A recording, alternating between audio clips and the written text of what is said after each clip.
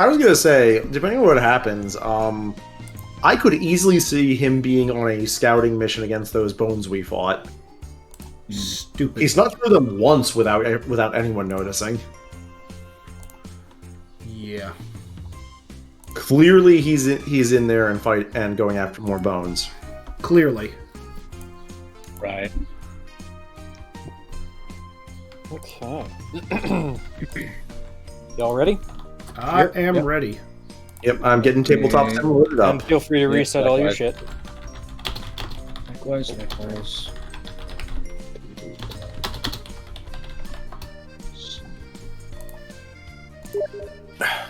I'm loading up tabletop sim. I'm just gonna grab myself a drink before we start. Oh no! God damn it! Uh-oh, what happened?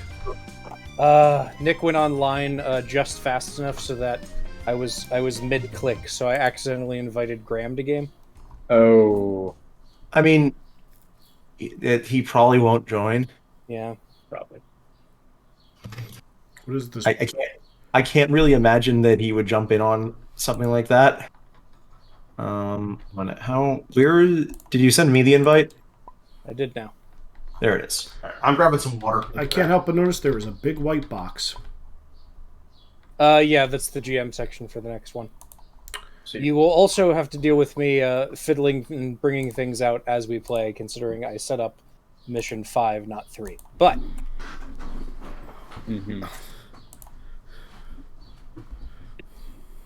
let's have some fun. Let's kill 5 guys tonight. So yeah, I'd invite you, but I think you're invisible again. No, I'm not. I'm not Oh, invisible. yeah? Nope. How dare he be invisible? If I was invisible. Weird. You're not not see me? appearing on my friends list. It's odd.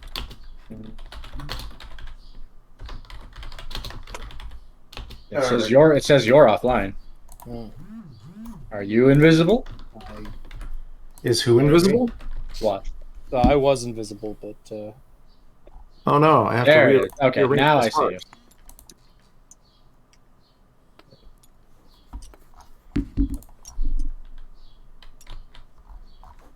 Boop, boop, boo, doo, doo. 2, 3, 4. There we go. Right. New session. Get the sparks back. Yep. You Time for big flips. used your sparks? Yes. Some of us do that. Constantly.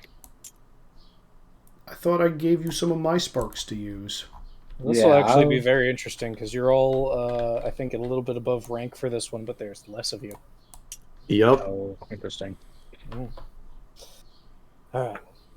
I'm gonna put 3 sparks in my bond pool this time. Nice. You've bonded with 3 of your sparks? I was gonna say, Ziggy, you know that you can spend committed sparks at any time if you had to spend normal sparks, right? Yeah, no, I'm aware. Okay. But I want to leave those open for people. Oh no, I meant for putting in less than the max. Oh yeah, no, I know. Okay. Is there a reason you got 3 traits in front of you, Nick? Yes, that is runing. Oh. Okay. Right, they're each 1-time use each. Yep, they're 1 time per day each. Fuck. Someday we will have a mission that lasts more than 1 day. The heart of the Grand Airy is the original Imperial Flame, the flame from which all phoenixes are first reborn. The chamber housing the flame is a massive cavern. Dozens of candles line the wall, and adepts scurry about, studying the candles and the flame. You're on duty in the flame chamber in the small hours of the morning, waiting for whatever trouble might come. And soon enough, something does.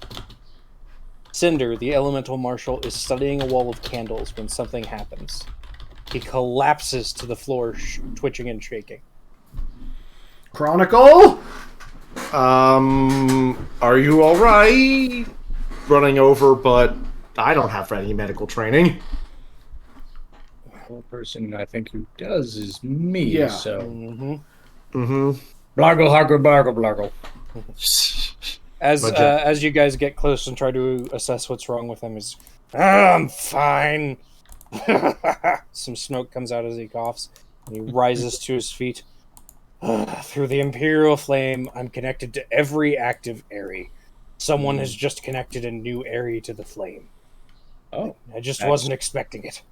that's An adept calls out an alarm, and Cinder rushes to her side. There are 5 candles burning in an alcove against the wall. They are signal candles. What does 5 mean? No, I looked this up. For those of you who are intellect phoenixes or would have made a point to know. Nope. I think I feel both of those criteria. Yeah. I fulfill one of those. Actually, yeah, not by base, but I have had 2 intellect classes. Sick. Like I said, there's going to be a lot of cross-referencing. Mm-hmm. Oh, good. Mm-hmm. Okay, 5 is situation resolved. Phoenix is returning to pyre. Oh, that's That's good? Question mark. excellent. Did a wing find an area and relight it? That would be wonderful. Do you have any idea where the new area is?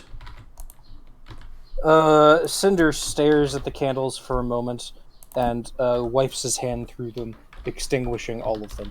A moment later, they're all relit.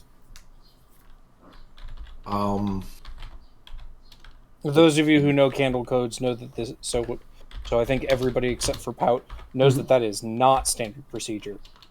Huh. So that may or may not, in fact, be a wing. Cinder turns to the 3 of you. Something's not right about this. This area has been abandoned for centuries. It seems there's a flamekeeper in it now, but I'm not convinced he or she knows candle procedures. We can't ignore the potential of 5-candle threat, but this is in the deep Grimwald. What's down there to threaten? I'm sending you through. Find out what's going on. If you find a threat, give me a clear report and deal with it. Understood. After your work in the capital, I'm sure you can handle this. If you- Give him a salute. I mean, I'm sure they can. We will do our very best. All right, you guys have a minute or 2 to ask questions if you would like. Which part of the Grimwald? The Olvari tree is last we checked. When was the last time we had contact with this Harry? It's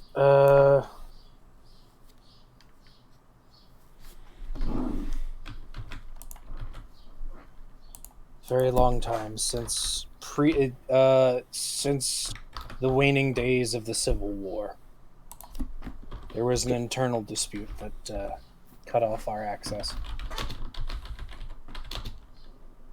I'm gonna try and remember the map of threats that we were all working around for, like, okay, what might be out in that area. That one, there's lots of crazy beasts. There is a significant bones threat in the area.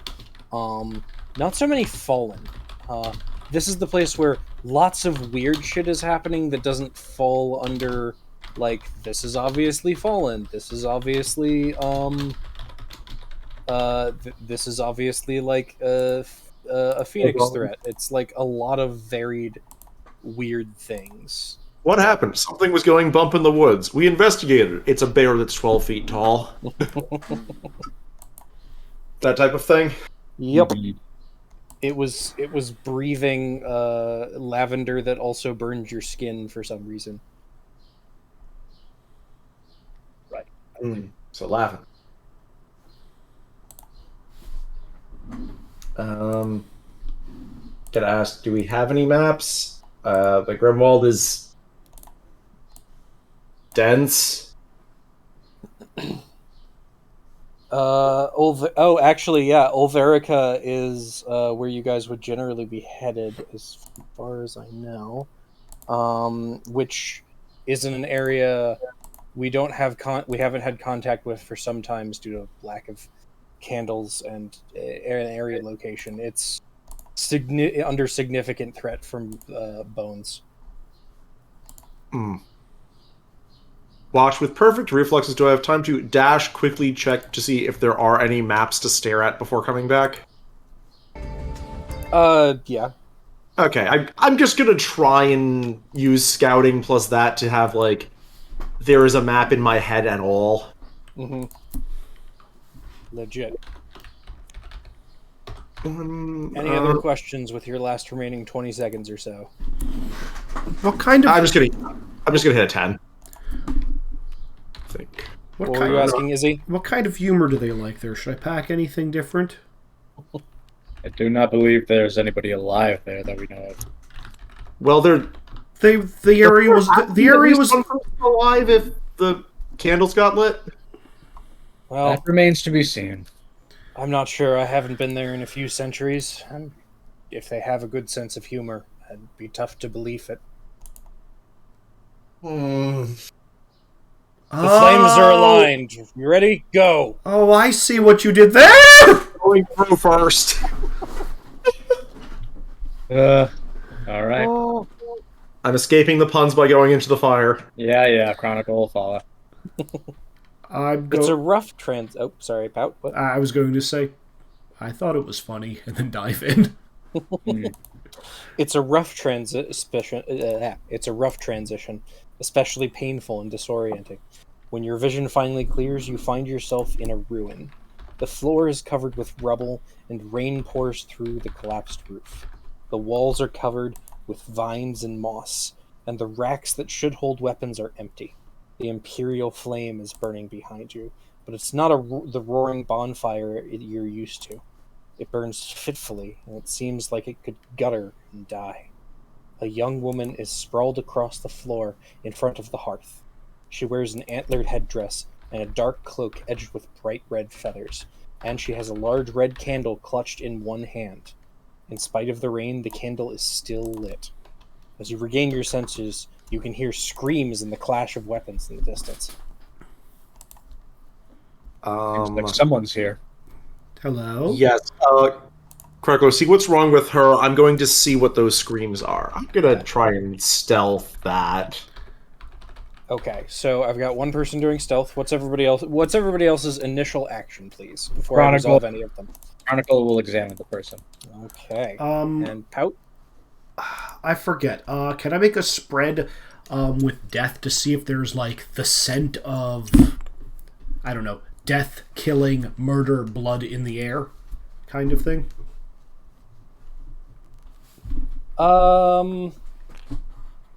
Yeah, I'll actually give you that. It'll probably be a grace death spread. Okay.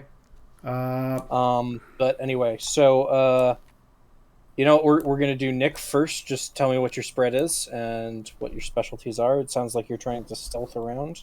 I'm gonna go fast but stealthily. Okay. Like scouting, I have acrobatics to get into weird places for. What the actual fuck is going on? Mm-hmm. And it just like can follow with stealth and shadows, but He decided to do something different. Fair enough. Oh, actually, wait a minute. Is there a number? Thinking. I'm trying to decide if I want to spend spark to take 20. I feel like if I'm going solo, yes, I will spend sparks. The number is 20. Okay. Nick, you will get to enter the next area hidden when we get there, and you will get first action. And no, and if you want, you can return back. But anyway, next I'm going to do Ziggy. As somebody with the lore and tradition specialties, and I forget if you have shaman, but no, you have warlock. Yeah.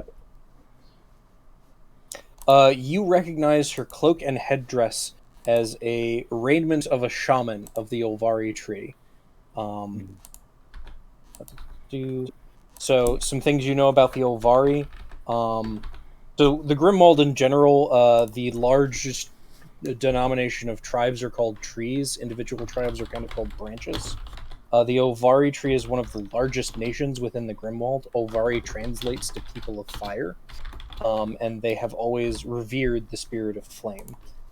With your expert knowledge of history, is literally part of your talent is a tapestry of Phoenix history.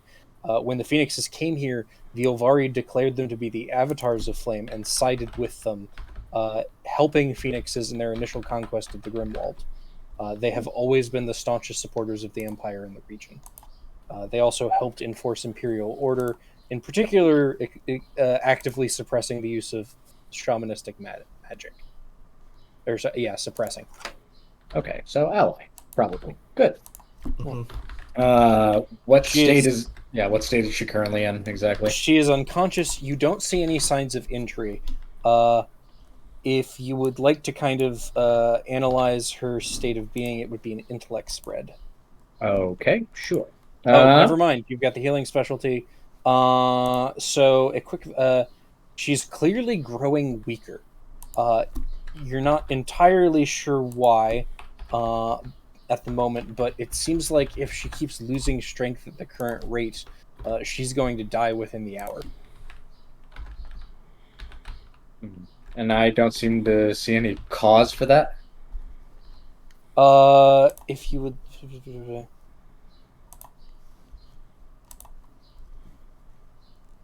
So if you're examining her more closely, which it definitely sounds like you are, once again, sorry if this is a little stepped as I read the adventure as I'm running it.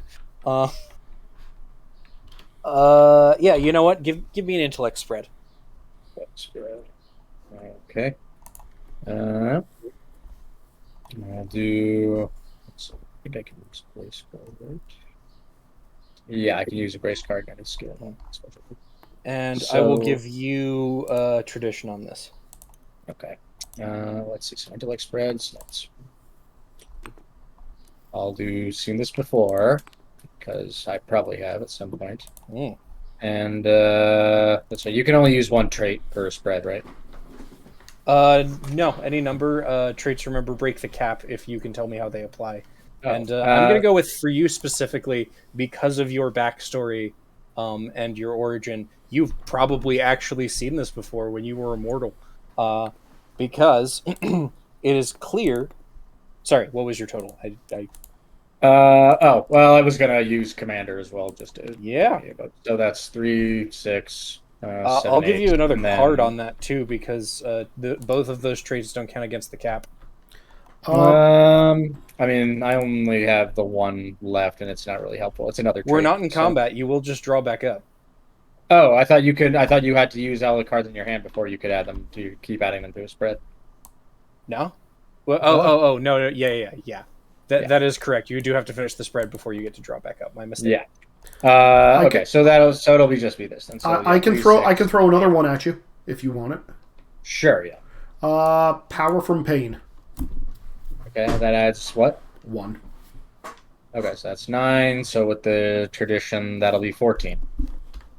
That might be worth burning a spark on. I wish I could add a trait, but I'm not in the Yeah, sure. I'll burn one spark to make it an even 15. There you go. Okay.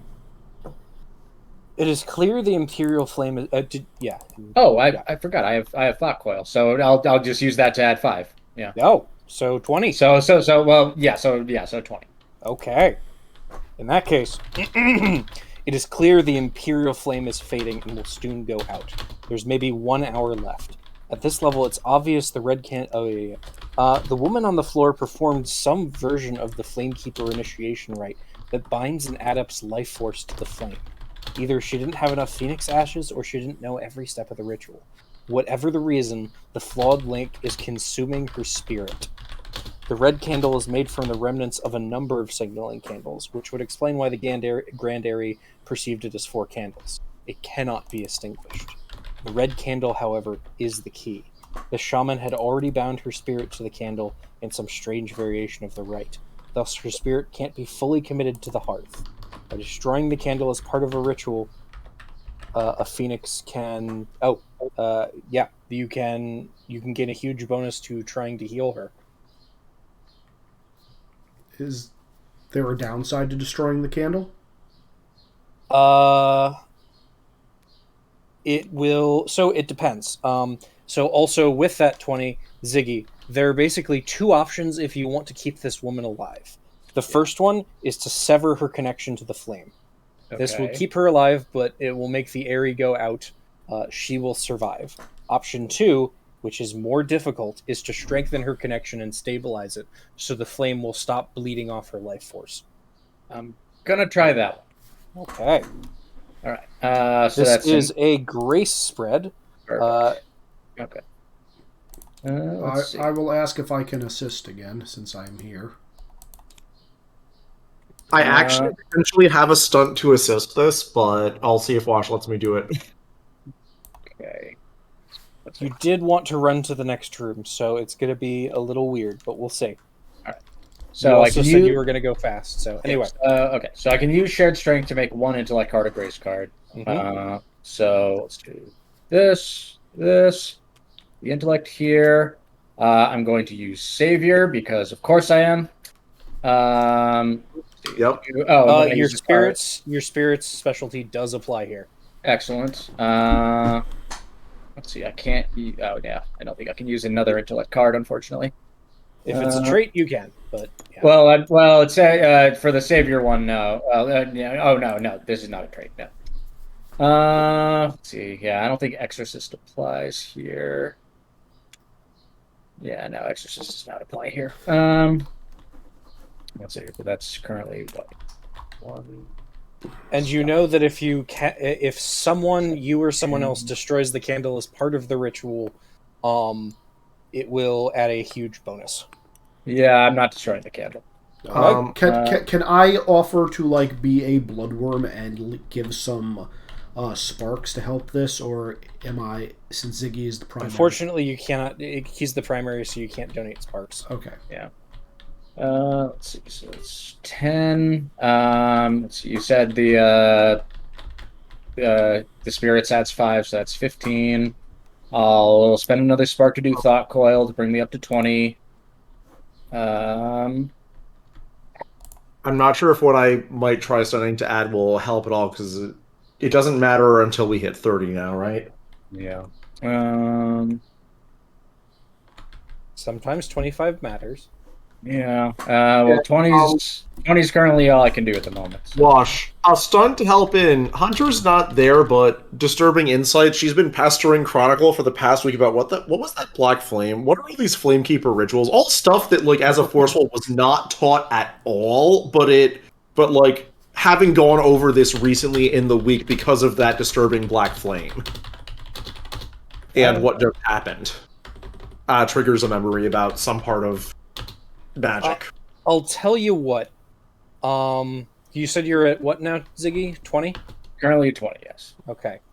I will let that card boost to 25 if one of either Pout or Chronicle reveals a sufficiently relevant and distressing secret. Relevant. What was the last secret we were hit with? I'm trying to remember, actually. I thought it was... it was Salamander. Was it Salamander? I thought it was mine, because it was the greatest fear of seeing the Aerie fall to darkness, right? No, that was the first one that you did. The Aerie was under attack. Salamander did something fucked up about Corriton and sacrificing human life. I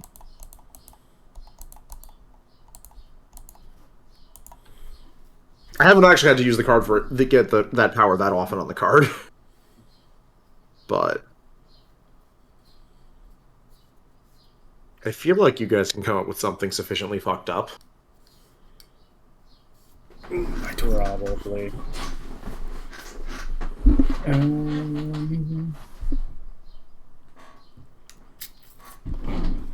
All right. For a secret to reveal, that's relevant and distressing. Oh no, I remember what it was I was the one who came up with it last session. That ancient necromancy was done using entrails recently harvested from the living. This turned out to be unnecessary, but convincing people of that was really hard, and a lot of people died needlessly. That's what the last one was. I just remembered. Nice. Oh, that's what the last one was. Okay.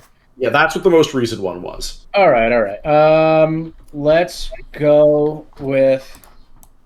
Okay, let's go with as a monk that was a part of the original Grand Airy. That, from experience, I was able, since I was a native to the island, to Pyre, I was able to look up and see the Great Aries, and as I kept growing older, to keep seeing them fade out one by one.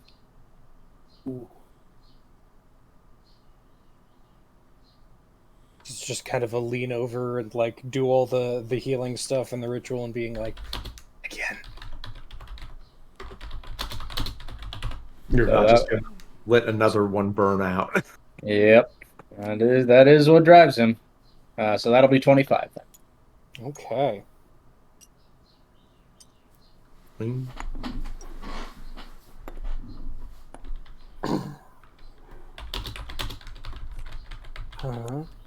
The Imperial flame flares back up into the familiar bonfire that you have seen in the other areas.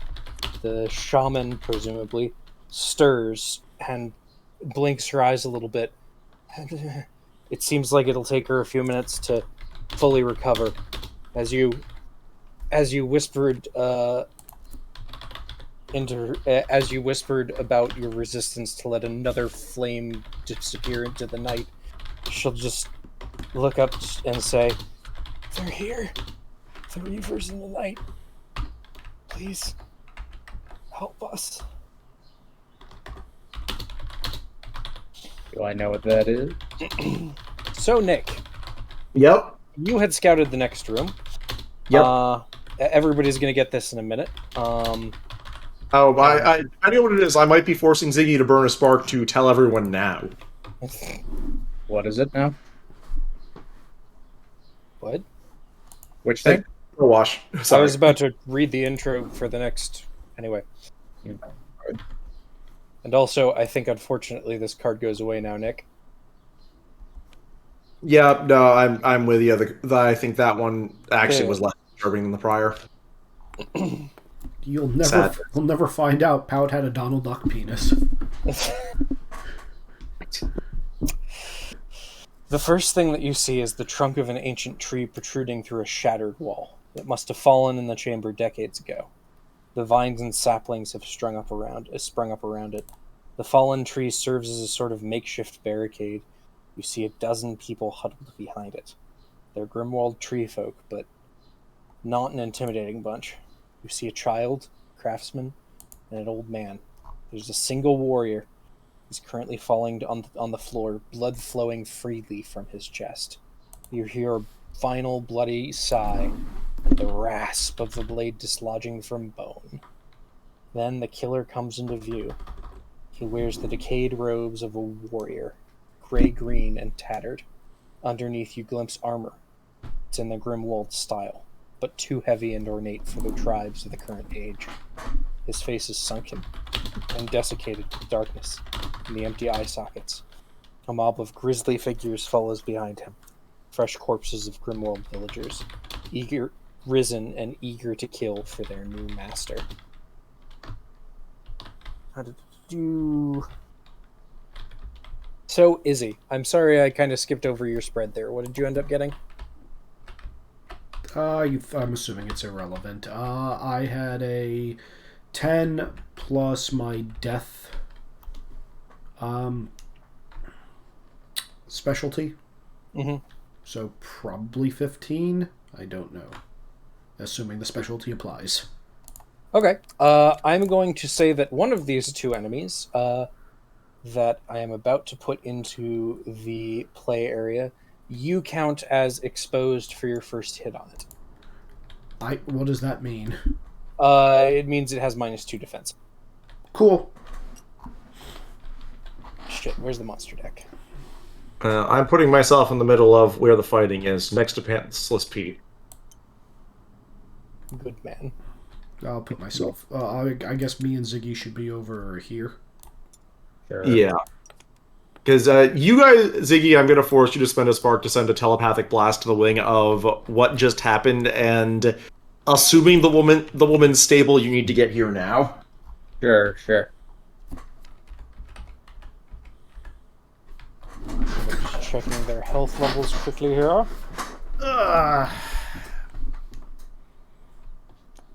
Okay, Risen Dead and a Reaver.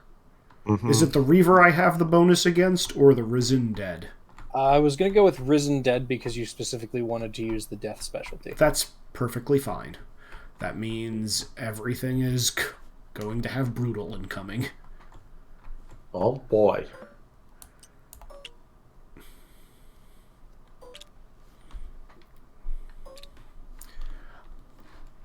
From that thing they'll wash, I will know that these guys are in fact dead, correct? Uh-huh. Like they're not... Okay. That's a bunch of health. Not done. Oh boy, that's a bunch of health. Yeah, it's fine. Son of a bitch. It's true, this is low enough defense, you are just going to slaughter everything. Yeah. Objects. Components. Saved objects. Tokens. Because I need the thing. Search. I'm sure this is engrossing viewing online viewers. I mean, this is the reason why I'm playing with dice right now. I mean, I'm not focusing on you. I'm on the center of the table. What else can we throw in here? Aha, I can throw that up in the air. Okay, don't mess with the health levels. I wanted to see what pushing R on them did. Because the cards that R does not bounce. Reaver has lots of health. Oh, hey, and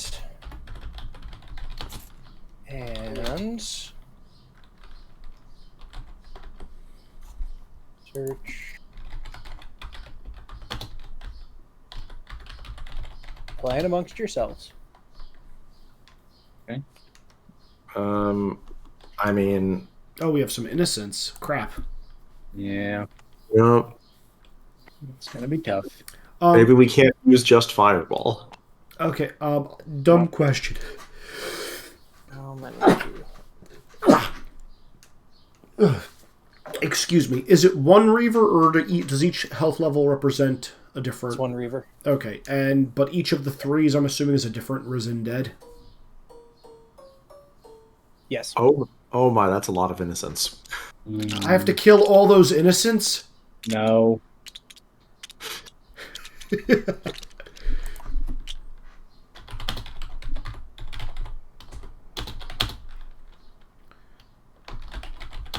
Oh, sorry. Okay, so 3 Risen Dead and 1, 2, 3, 4, 5. 1, 2, 3, 4. 8. Oh, is that the card? No, that's Pantsless Pete. He's multiplying. We've got more Pantsless Pete. Why? Because I copied the most quickly available card. Gotcha. All right. The memory of Pantsless Pete is with us still. It lives on. He was the first one to die. He actually was.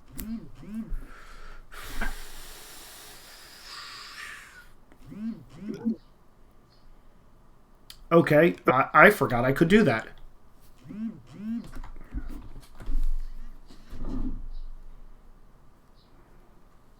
There we go. I remembered I could do that. Players get first action because you guys know what would be in here. If had you charged in, the Reaver would have gotten the first action. All right. Well, I'm going to take my free action first. Because perfect reflexes is fantastic. Okay. Those are defense 3, and there's only... They're defense 3, and there's only 3 health levels. I think the first thing that Hunter's going to do is go, okay. She's absolutely leaping forward to get between the Reaver and the Innocents, but as part of doing so, shards of ice are falling down and piercing the Risen Dead. Let me start making attack spreads. Yeah.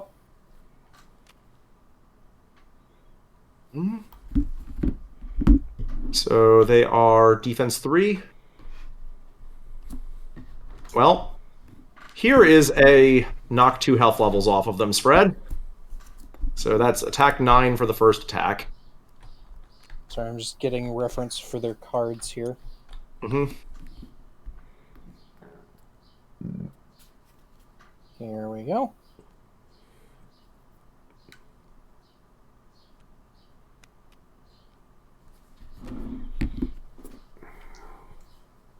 So you're just going after the Risen Dead here?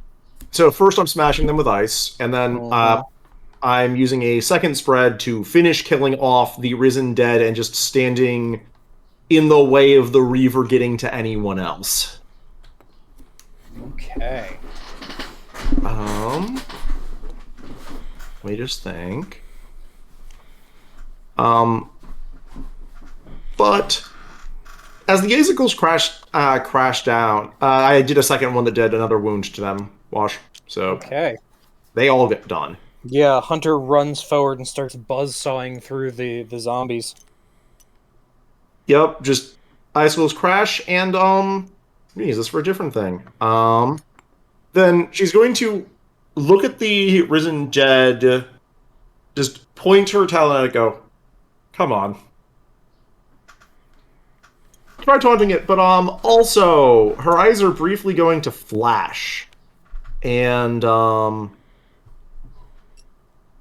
it looks forward. There's 3 of her. Actually, all of that ice that she just dropped is turning into phantasmal images that confuse it. I'm using Mind Trick to make the Reaver exposed.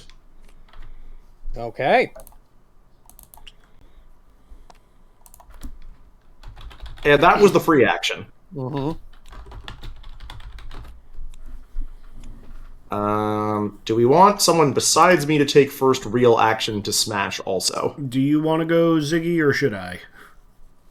Well, I mean, they get the next actions because of reasons. Well, that was the free PC action that happens on Initiative 0. Okay, I guess you're doing that instead of being hidden. So yeah. I was using hidden as a bonus to do enough damage. Oh, I see. Because okay, yeah. So now there is one PC action that can be any of you. I think I might have a good one, but I have a question. Yeah, go. I have answers. Okay. Pout is going to rush into the room and say, "Oh no, everybody get behind me!" Pulls out his rubber chicken, lights the rubber chicken on fire, as is his way, and then he is going to say, "I hope I practiced this enough," and kind of like wiggle his fingers. And a bubble is going to appear around the Innocents. Okay. So I have the question about wound binding, my new talent. Oh boy. Which one is that? It's the one farthest to the corner of the table. Okay, let me bookmark. Okay, I have my hands. Yeah. I'm taking a wound and drawing a card. Yeah, that'll work. They are an ally. Now, does it protect all of them or just one of them? I am going to say, because of the dramatic situation and the fact that they are one card, it protects all of them. Okay, cool. So I am going to be inconsistent about this. I warn you ahead of time. that is perfectly fair. Pout is burning a spark. Whenever the Innocents would take damage for the remainder of the scene, it's dealt to him instead.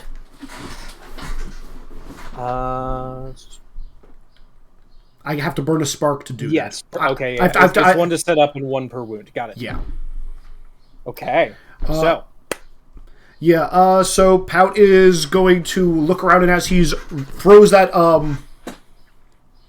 As he throws that bubble on the around them, the pile of rubber is going to begin to swirl and like encase them in it, so like they have this protective thing of rubber, and he's going to jump on top of this bouncy ball and then start running forwards on it, swinging his sword like a balancing act, and smack the Reaver with it. Obviously, I am trying to get the pile of rubber in that. Yeah, go for it. Draw your card. Okay. What did I get? This thing has 5 defense? Mm-hmm. Cool. Cool. Remember, it's exposed, so it has -2 defense. That's also true. For the entire turn? Until it cleanses the condition.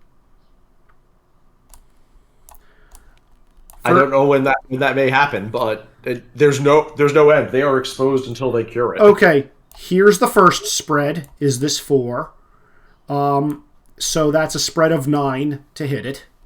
And then each of these is a following spread to take out a health level. So each of those are individual attacks? Yeah. Because I'm... Okay, each time you attack this thing, each individual attack, it gets a counterattack. You will know this after the first hit. I just want to make sure you know that now. Okay. So after that first hit, as you run in and bash it, it reels from your hit, and then just kind of, it looks almost like it's laughing, but it's just there's clacking as it heaves, going through the physical motions with no respiratory system, and then it just bashes you in the side of the head with an attack 6. No block. No block. No block. Okay. You will be taking 4 damage, so 2 health levels, and becoming stunned. Crap. Am I immune to stunned? Hold on.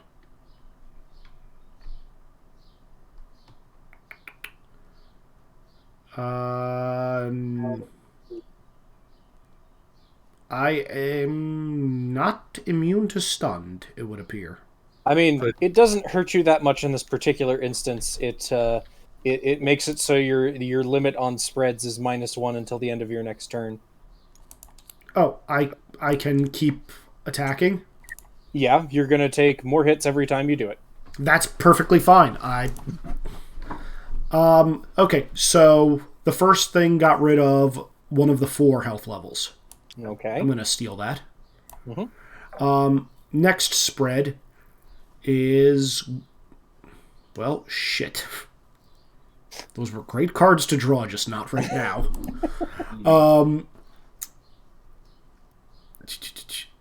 Next spread I'm going to make at a 6.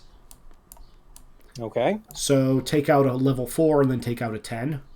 Or do I have to... Oh, and... sorry, so what's your total damage? 6 plus 7, 13.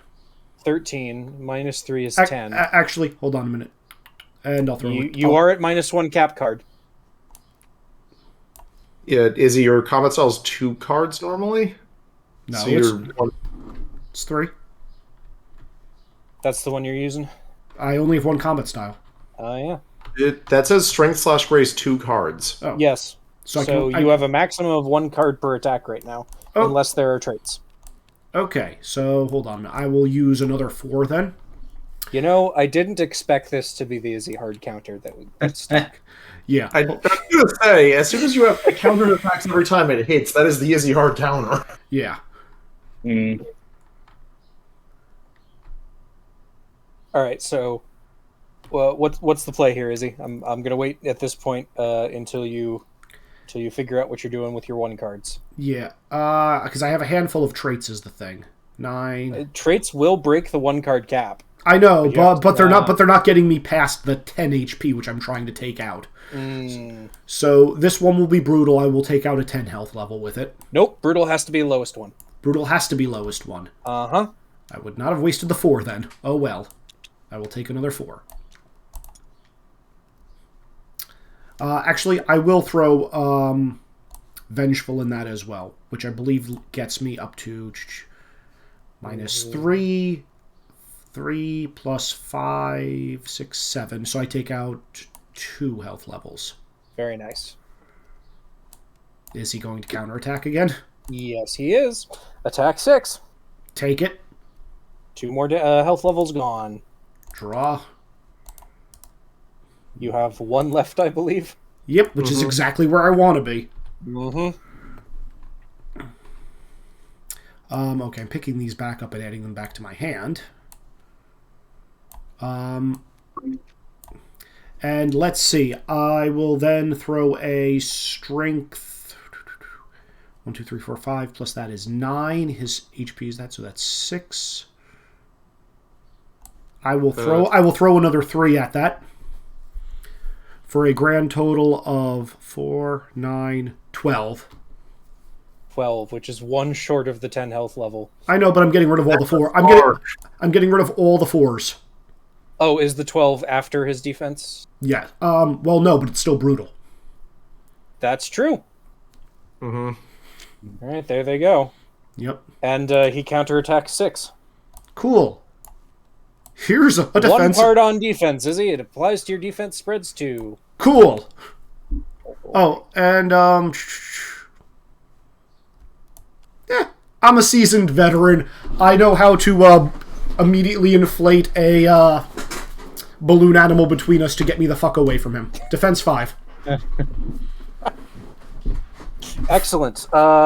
You will take 1 damage and be stunned if you weren't already, so that is not enough to kill you. Yep. Pout does his job. Mm-hmm. Okay.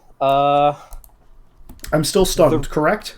Yes. Until the end of your next turn. You still have cards. Are you doing anything else on your turn? Nah, I'm good. Okay. So you just run in, hit him, he hits you back. You've taken out all of his low-level health levels. Mm-hmm. I'm just imagining the world's dumbest nerd slap fight. Well, I use a rubber chicken while balancing on a ball, is what I just said. Oh, wasn't there an episode of Ed, Edd n Eddy that was like this? when they fought hitting each other with fish. What's that Ed versus Rolf?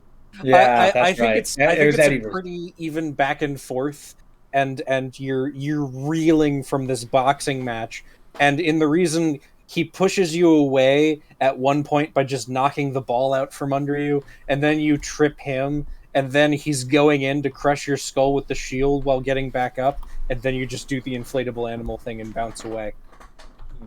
I am the dumbest Phoenix. I hope the children in the audience are entertained. Well, it is now the Reaver's turn. Mm-hmm. He heaves again, even as like pieces of his garb are more tattered, and you can see so much of his form. His weapon stays together, and he raises his hand, and 2 of the corpses rise again. Son of a bitch. And then, in addition, he will target Pout and Hunter with firepower 10, all or nothing, ranged attack, as he raises his hand, sheathing his sword, pulling some kind of a tube off of his back, and then just kind of... I'm just going to leave this right here real quick, Wash. Okay, you're going to take the second hit, and if and when you die... Oh, no, this isn't the intercept. This is I'm hitting him first. I see. Okay. For my sanity, I'm going to say... No, he'd go after... You said he was... For my sanity, I'm going to say he's going after Hunter. These are simultaneous. Hunter... Simultaneous? 10 coming at you, all or nothing. I'll take that, too.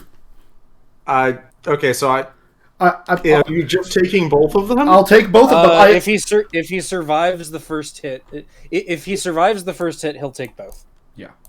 Do Should I play cards or wait until we see whether or not... No, Let's see. I'm playing Death Wish, and then as a result of that, I'm playing Reckless first. Okay, you get your shot, Izzy.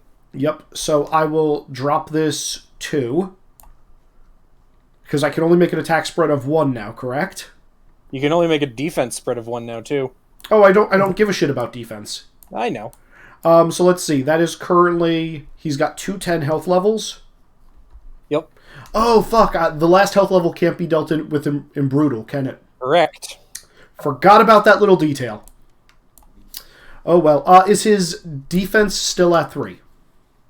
Yes. He hasn't purged the condition yet. I decided to do something else with his turn. Cool.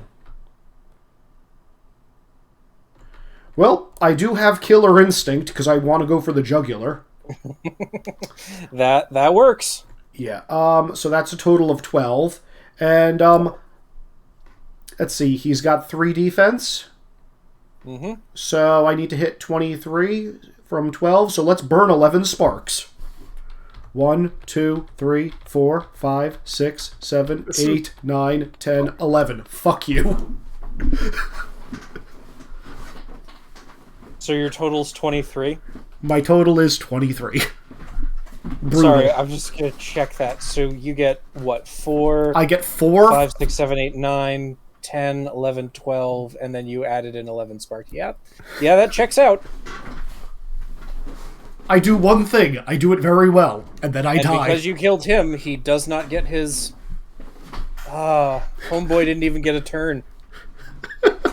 Oh, damn. His job is to put inflictions in your deck. No, there are innocents. Pound has got a condition where he needs to fucking save all these people. And because you kill him specifically before he gets his attack, you survive. Yep. I'll take those 10 health levels as trophies. Sure. Side note, Go on, they can... No, I'm not saying what those 10 health levels represent. It might come up later. Okay, that's perfectly fair. Right. I'm gonna hate my... Well, Go on. Do we have another PC action now? I will. Yes, you do. I will say, Izzy, he comes just because of all the cards you spent on that. He starts aiming towards Hunter. You jump in the way, grab the flaming dart that he shot out of his blowgun, and basically throw it back with such force. Like you use your rubber chicken to like get leverage and everything. You get your Giga Drill Breaker moment, and he holds up his shield, laughing, ready to smack you with it again, and you break through his shield, and then his jaw, and then his skull. Well, can I take the action to regain sparks by finishing off the Risen Dead? I mean, it is a... Oh, yeah, it's your guys' choice. Ziggy? Unless you want to heal Pout, but I'm not sure Pout wants to be healed. Yeah, no. I'll just keep on attacking. Yeah, I'll swing at the Risen Dead and heal some sparks. Go for it. So after watching that, I'm just like, all right. Looks over the Risen Dead. Good to know they could resurrect corpses. I'm just gonna trait in Haunted. There are a lot of Shadow of Our legends about shit like that and how it's not right and everything. Mm-hmm. Everybody, can you discard a card and I get to add that card's value to this attack? You may draw a new card to replace it. Oh my god. Pick a... That's into that card. Yeah, okay. Yeah, screw it. Take this 4. Alright, so that's 4, 6, 7. I need to hit 9 to kill them. You know what? Screw it. I'm just going to play 2 cards out of hand and not even bother trying to do any stunts. That 9 finishes them off. Okay. You guys managed to save all the innocents. Woo! Pound is just gonna look at Chronicle and say, "Help! I don't know how to undo this rubber ball I made that they're all in. I'm not good with magic. Can I just, like, pop it? Should we... What happened? Unless Izzy wants to spend a spark to keep it around, yes. I can just reactivate it, so... I know, but it'll cost... It's a meta thing. Yeah, it's going to cost me a spark either way. I will allow Ziggy to pop it, because my magic is very shitty. Also, I did get a chance to say what I look like after I came out of the crucible this time. Oh yeah, what did you look like? Most of my blandish clothes have started being stained red, and the afro I had has pretty much completely obscured my face, so you just see a little honking red nose. My eyes and my hat is now the size of the afro getting pulled tighter down my head. Nice. Okay. I'm just gonna look over across. Okay. Quickly, do we need to go back there and also save whoever that is? So, some quick notes here, by the way. You guys know that she was going to be fine once you stabilized the flame, but it was going to take her a few minutes to get her wind back. The corpses that you guys have now killed multiple times stay on the ground, no more twitching. The reaver that you guys destroyed, as it crackles down into pieces, starts to slowly slushify into a pile of dust. Ugh. The rain continues to fall, mingling with the blood of the reaver's victims. You no longer hear the sounds of battle, but sobs and shouts as people recover from the attack.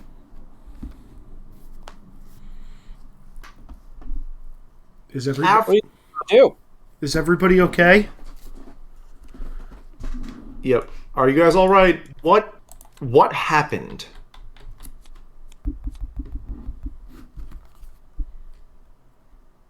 Actually, The reavers came again. Most in Just charge. keep coming. As for who most looks in charge, it's going to take a few minutes for everything to die down.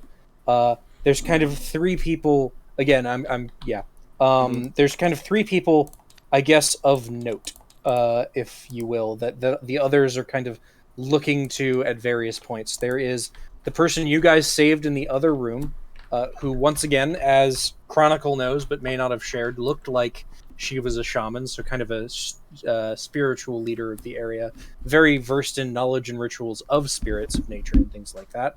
There is also a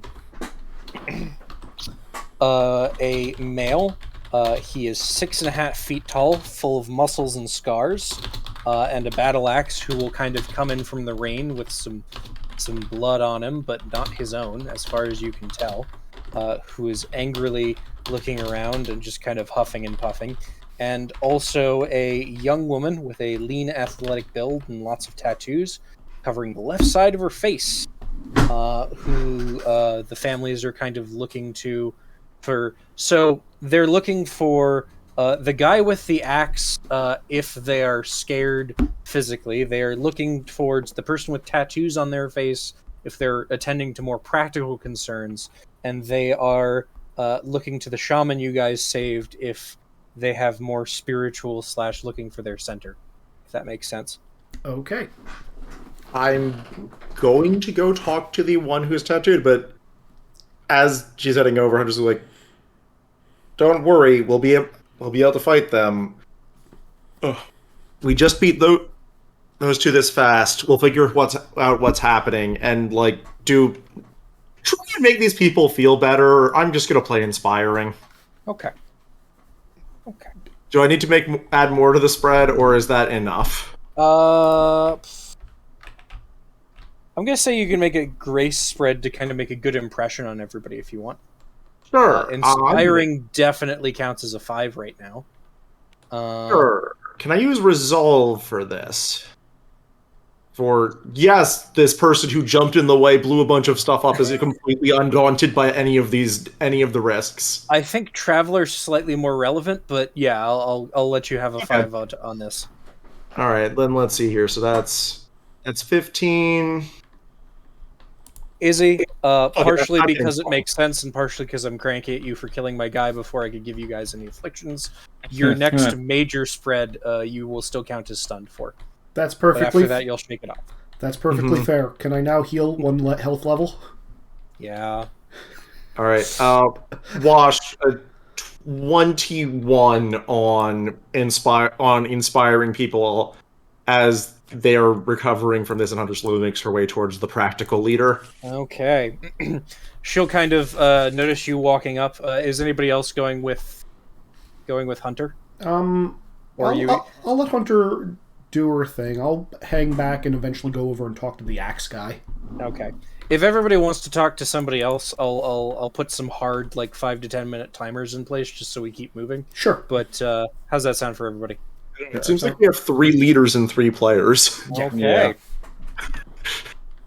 Yep. Timer. Let's go with 7 minutes to start and just see how it goes. And if it feels too short, I'll give you some more. All right. 7 times 60 is 420. Hey, nice. Yep. There we go. And started. Okay. This tattooed person just kind of looks you up and down as you're walking up. You're an ash woman. I thought you'd be taller. I get that a decent amount.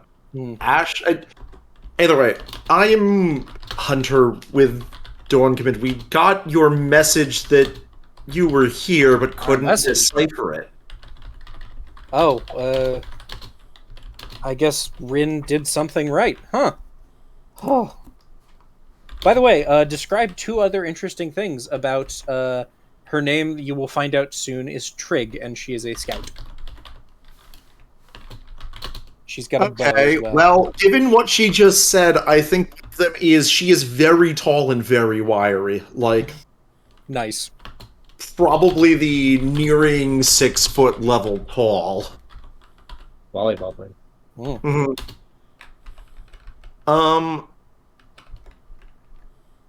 And I'd also say, she's been favoring her non-dominant hand, probably some sort of injury from everything that's been going on around here. And it obviously hampers her dexterity somewhat, but not enough for it to be a problem. Well, I'll be damned. She was right. You do exist.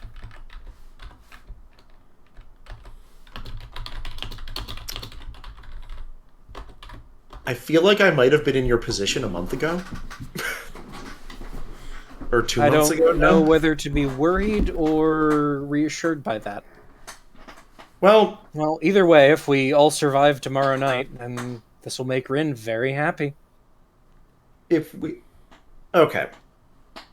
It's been a while since anyone's had any contact here. What's happening here?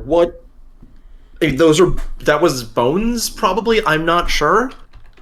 Well, they certainly are led by skeletons of some type. We haven't run into this before, but a lot going on. Not sure if you noticed some of the symbols or anything, but it seems like the world's playing a joke on us right now. Well, anyway, so what are you doing here? I'm from the north. You'll have to explain what those symbols mean.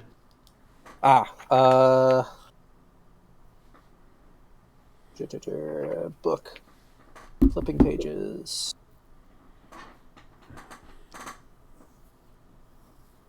Well, Rin knows more than I do, but it seems like they're wearing the armor of the Olvari tree from a few hundred years ago. I wouldn't know. I'm not from around here. She points to the tattoos on her face. So, question, are those Shadow Bar tattoos or different tattoos? They're different. Does Bravo let me know what the context of that is? Right. You don't know what this is, do you? You guys. I know there's something with tattoos down here, but again, I'm the Ashmen were supposed to be so wise and knowing, and well, this just means I'm a slave. I'm a Kandari. Awkward, I know, but hey, it's working out pretty well. Hunter's not really happy about that. Let's go to nudge with Reckle. He's the wise one. We're the good at putting things back in the ground ones. Ah, very useful. Okay.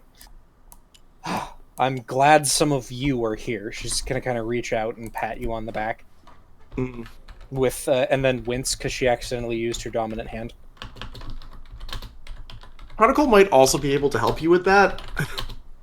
But, okay, so you're from a different tree then. Yeah, Okay. it's okay. They treat me pretty well. And these attacks, you said every night? Yeah, for a while now. Hmm. I hoping that you came here with a big rescue party? Well, we came here to find out what was happening and send back information about what's going on. We'll see whether or not we can do that. Great. Okay. Well, at least we've got some reinforcements. How long are you staying around? Until the mission's done or we're on our next lives. Fair enough. Okay, there's about 70 non-combatants left. It's all we could save. There's mostly just the three of us and a few scattered warriors trying to keep the entrances clear. This is the last defensible location left. Alright, well, I operated more mobile before, but there's some amount that we did fortifications. That sounds helpful. For whatever reason, these things do not survive the sunlight, so we've got some time. Great, let's walk, show me what you have. Okay. This seems like a good natural point to actually switch to another person. Yeah, it's a good point for bio. I'll be right back. Ziggy, you can go. It's been a while since you've done anything. Sure, yeah. I assume you're talking to Rin? Yes. All right. She's the one that I rescued, right? Yeah. Yeah. Let me just reset the timer here. Okay, here we go. She kind of gets her, when she comes back in from the other room, her legs back under her. Not all of her color back, but a decent amount. I knew you'd come. We've suffered for so long, but now you and the other Ashmen are here. You'll drive back the darkness. That is... We will certainly do what we can. How long have you been out here? Oh, my whole life. This is my tree. We are the Olvari, servants of the Empire, and the Flame. And beat her you chest were a little bit at that. And you were the one who lit the flame, yes? Yeah, feeling a little better. I guess I messed something up there. She's just gonna kind of look sheepish. Well, you should be all right. I did my best from some of the old notes, and okay, it worked. Must have brought you here. Well, it worked well enough for us to arrive, and that alone is worth something. Well, we stand ready. I hope that you can do. I'll help you do whatever you can. I can to save my people here. Well, what are your next instructions? We're going to determine exactly what the extent of this threat is. Where did these things come from? How long have they been attacking you? They've attacked every night for the last 10 days. Every night, there are more Reavers, and more of us fall. Do they all come from the same place? They've come from different places all over the Olvari's trees holdings, but we're all that's left. We've congregated at this defensive point. Nobody's been able to make it away that we've heard back from. Just sounds and smells from the mist. And thus far, they've only attacked at night. Only at night. They seem to turn into dust when they're defeated or when the sun rises again. They can't take the purifying power of the flame. Have you sent I'm scouting sure you know, parties? of course, that you came from the flame, and Olvari means people of fire. I believe we're meant to work together. Yes, I know your people well. You were a great ally to us in the distant past. And you, our people, we've been able to, and until recently, we were the greatest tribe in the area. With our And help, we will be again. Yes. Sorry. With a little help and good strength and fortune. Have you sent scouting parties during the day to try and find the source of these creatures? Flip, flip, flip. Read, read, read.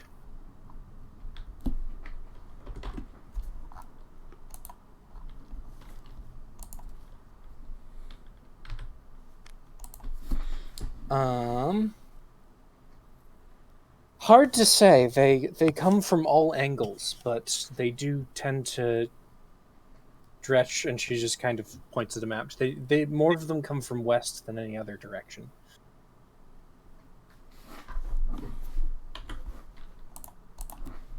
And that appears to be the first place we'll look. They're symbols, but we're having trouble figuring out exactly where they're from. Trig thinks that they're old Olvari, but I keep telling her that that can't be it. We've never used that symbol. What symbol?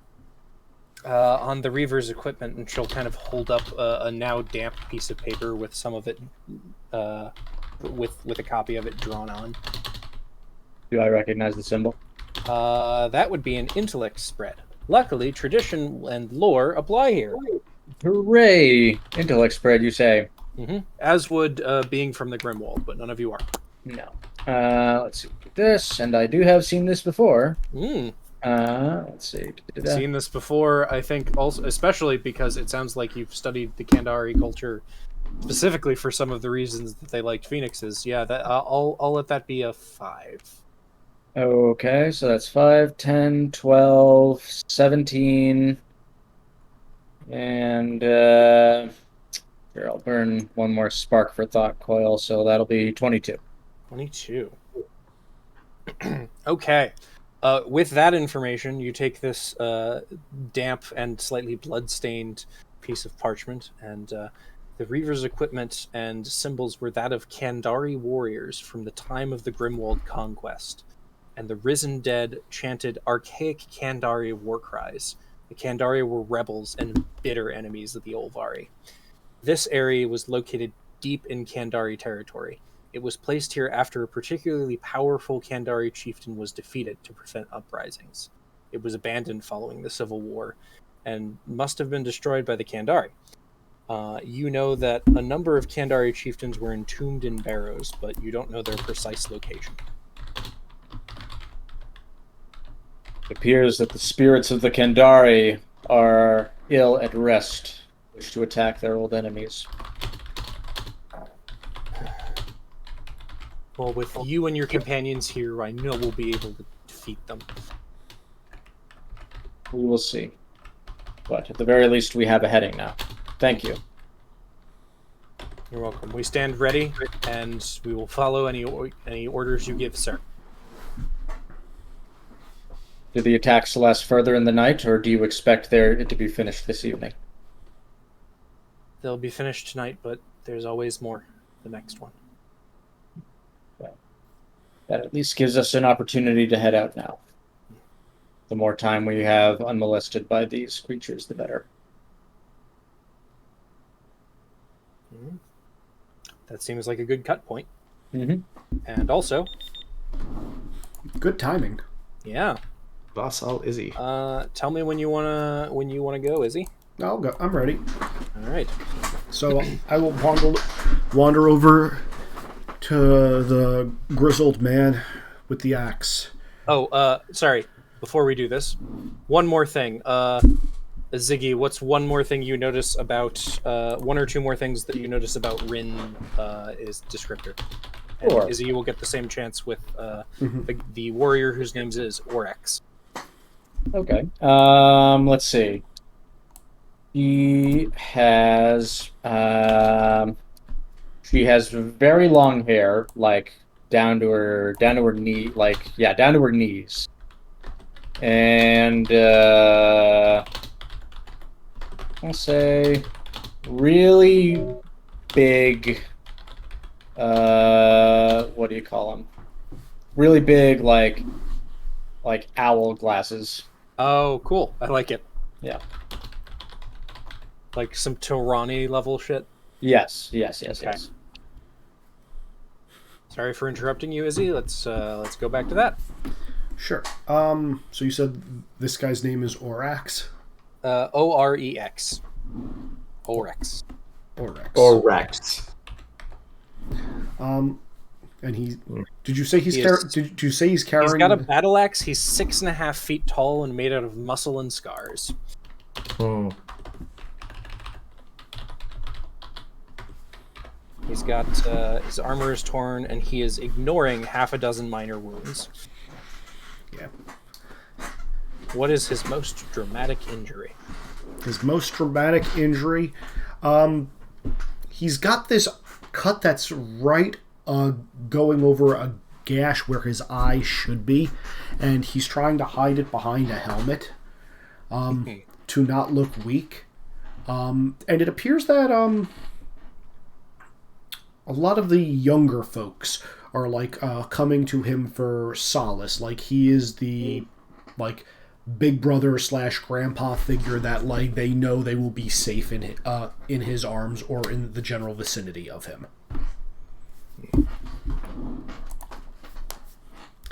So Pout's going to wander over to him, also sporting several wounds that, if they were on him, probably would have killed him. Mm-hmm. He's just gonna be like,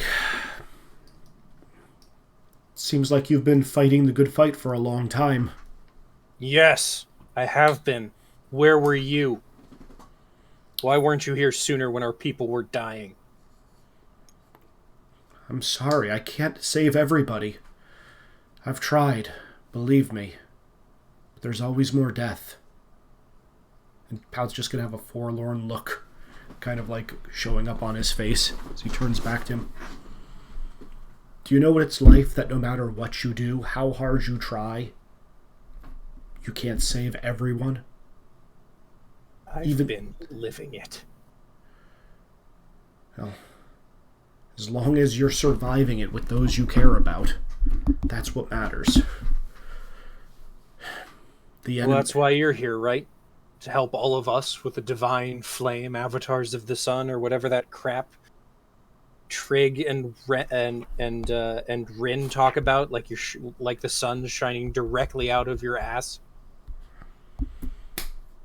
I mean, it's not shining directly out of my ass. It's shining through my weapon. I'm going to say I'm going to hold up my rubber chicken. I was waiting for Pout to bend over.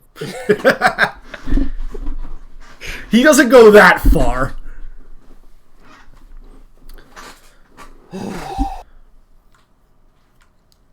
Great.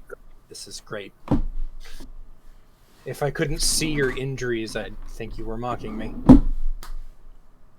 Did he not see what Pout did? No, he was guarding one of the other entrances. He's heard stories, but you can tell that he doesn't quite believe it. That's perfectly fair. No, I'm just gonna be like, oh no, I want to help as many people as I can, keeping all of your people safe. Can you give me any information that can help me do that? I can tell you that the fire bridge is out. The Olvari shamans haven't held up their end of that old bargain. I can tell you that our people are dying. And I can tell you that if you're going to fight by my side, I hope you don't die. I will happily give my life to keep you alive.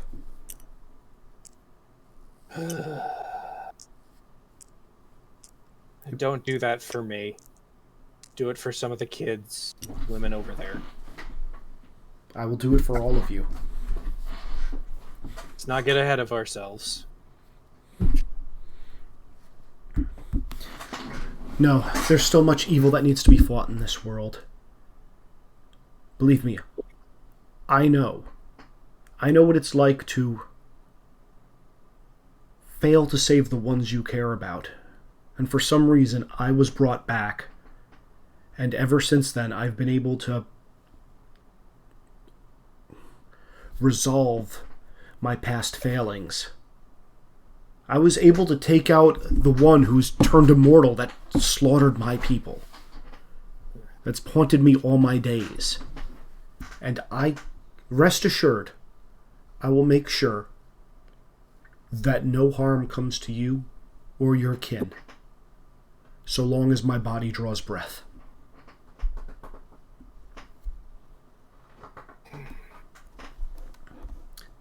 He just kind of screws up his face, and you are close enough to tell that he's kind of blinking his eye as blood's pouring out, and he's trying to play it off like it's, sweat and tears and stuff like that.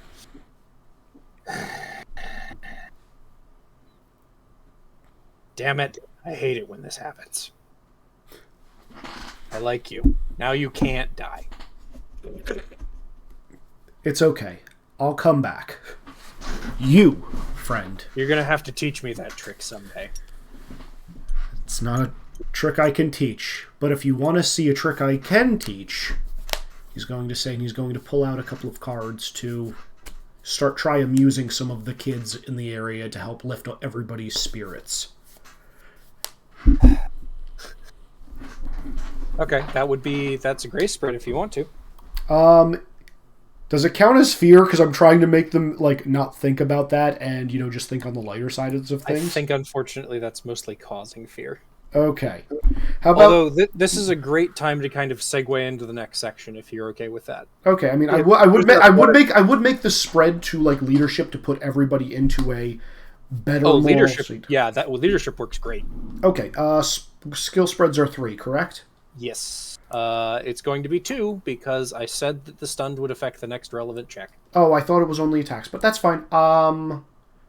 Nope, it is all spreads. Okay, I will throw a 7 at it, and with leadership I get a +5. Okay. And I do not have any other traits in hand, so that would be a 12. Okay. You definitely keep the kids occupied, and Okay. the adults are kind of interested at first, and then they kind of lose interest very quickly and kind of turn to the leaders and the other phoenixes. Okay. Okay, That's so fine. I'm going to take a minute to read up the next scene if you guys want to do a bio break or get some water or anything. It should be about 2 to 3 minutes. Oh, I'm glad you showed up in my hand. Thank you.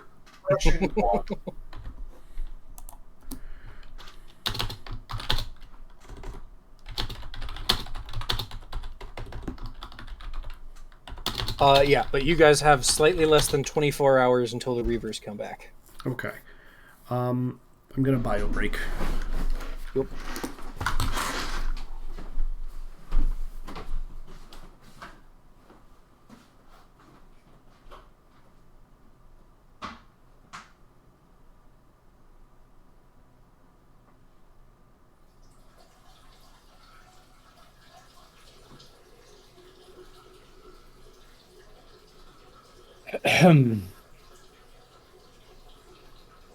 Washer has been acquired.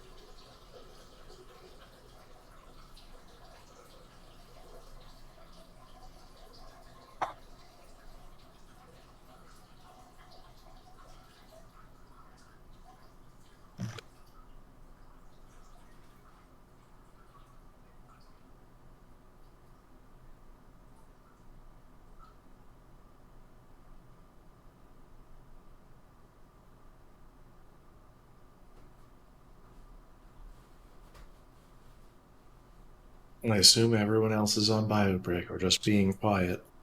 Yeah, I'm just. I said I was taking 2 or 3 minutes to read. Ah. I wasn't even sure we'd make it this far. I'm very happy we have. I mean, there was a combat encounter and we have pout. It's true.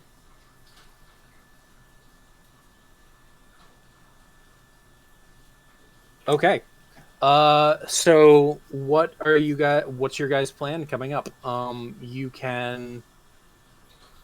I will say that the two things that are immediately available to you that different ones of you who have kind of expressed at least some interest in is sounds like at least one of you wants to go find some barrows, and at least one of you wants to kind of help, I guess, fortify and kind of aid slash heal slash whatever the people who are here.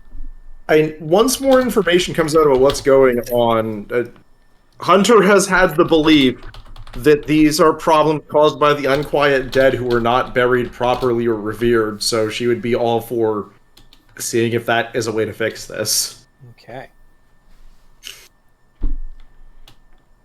Now, once again, you guys have 24 hours, so you can also do more than one thing. I will ask politely that you not split the party too far, but you know. If we find them, would recombining the party before going in work for that? Unless there's a random combat scene in the middle. So I'm also going to tell you guys point blank. You guys can try and if you're talking about the barrows, Nick. Yep. Okay. So if you guys want to go there, you guys can try and find the way yourselves. You're not sure how long it would take, or you can have Trig or Oryx or Rin or some combination of them try and guide you. In which case, it's probably about 4 hours one way. I mean, I'm gonna ask Trig, who is the scout, if she knows about that, because duh. This is probably in the middle of, like, looking around, finding more defensible areas, places where like they can launch a ranged ambush and then fall back from and such, but yeah, but why would you want to go see a bunch of dead people? Hunter's just gonna gesture at her tattoos for a second. There have been other problems caused by the anger of the dead at the living. There are a large number of crimes that have not been made up for, and many spirits who have rightful anger. I've thought for a while that perhaps the problem is they were never laid to rest properly. Of course they weren't laid to rest properly. You have to give them back to nature, not bury them.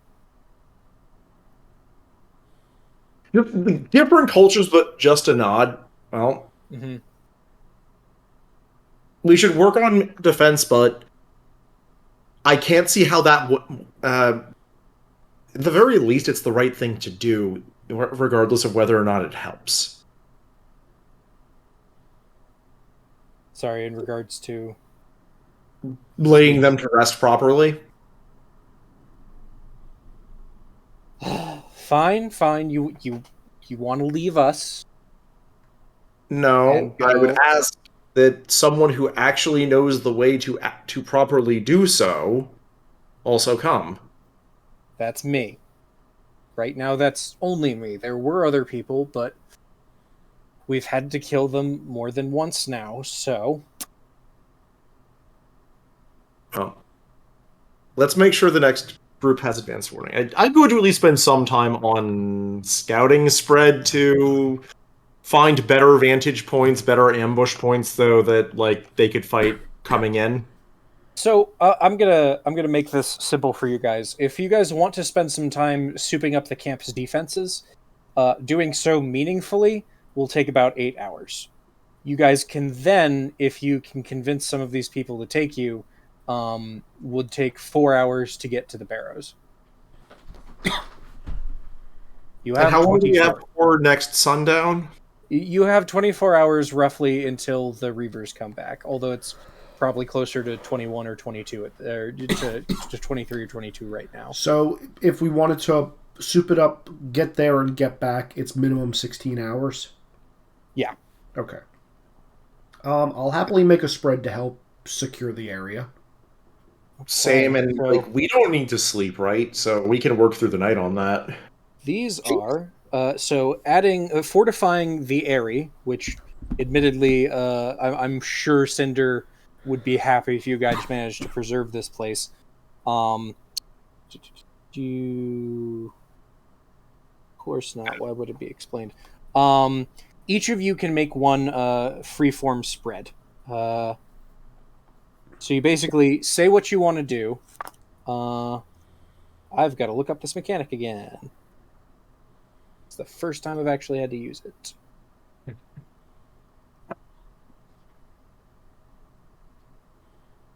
It's not in the index. Control F, save me. Do. Getting water.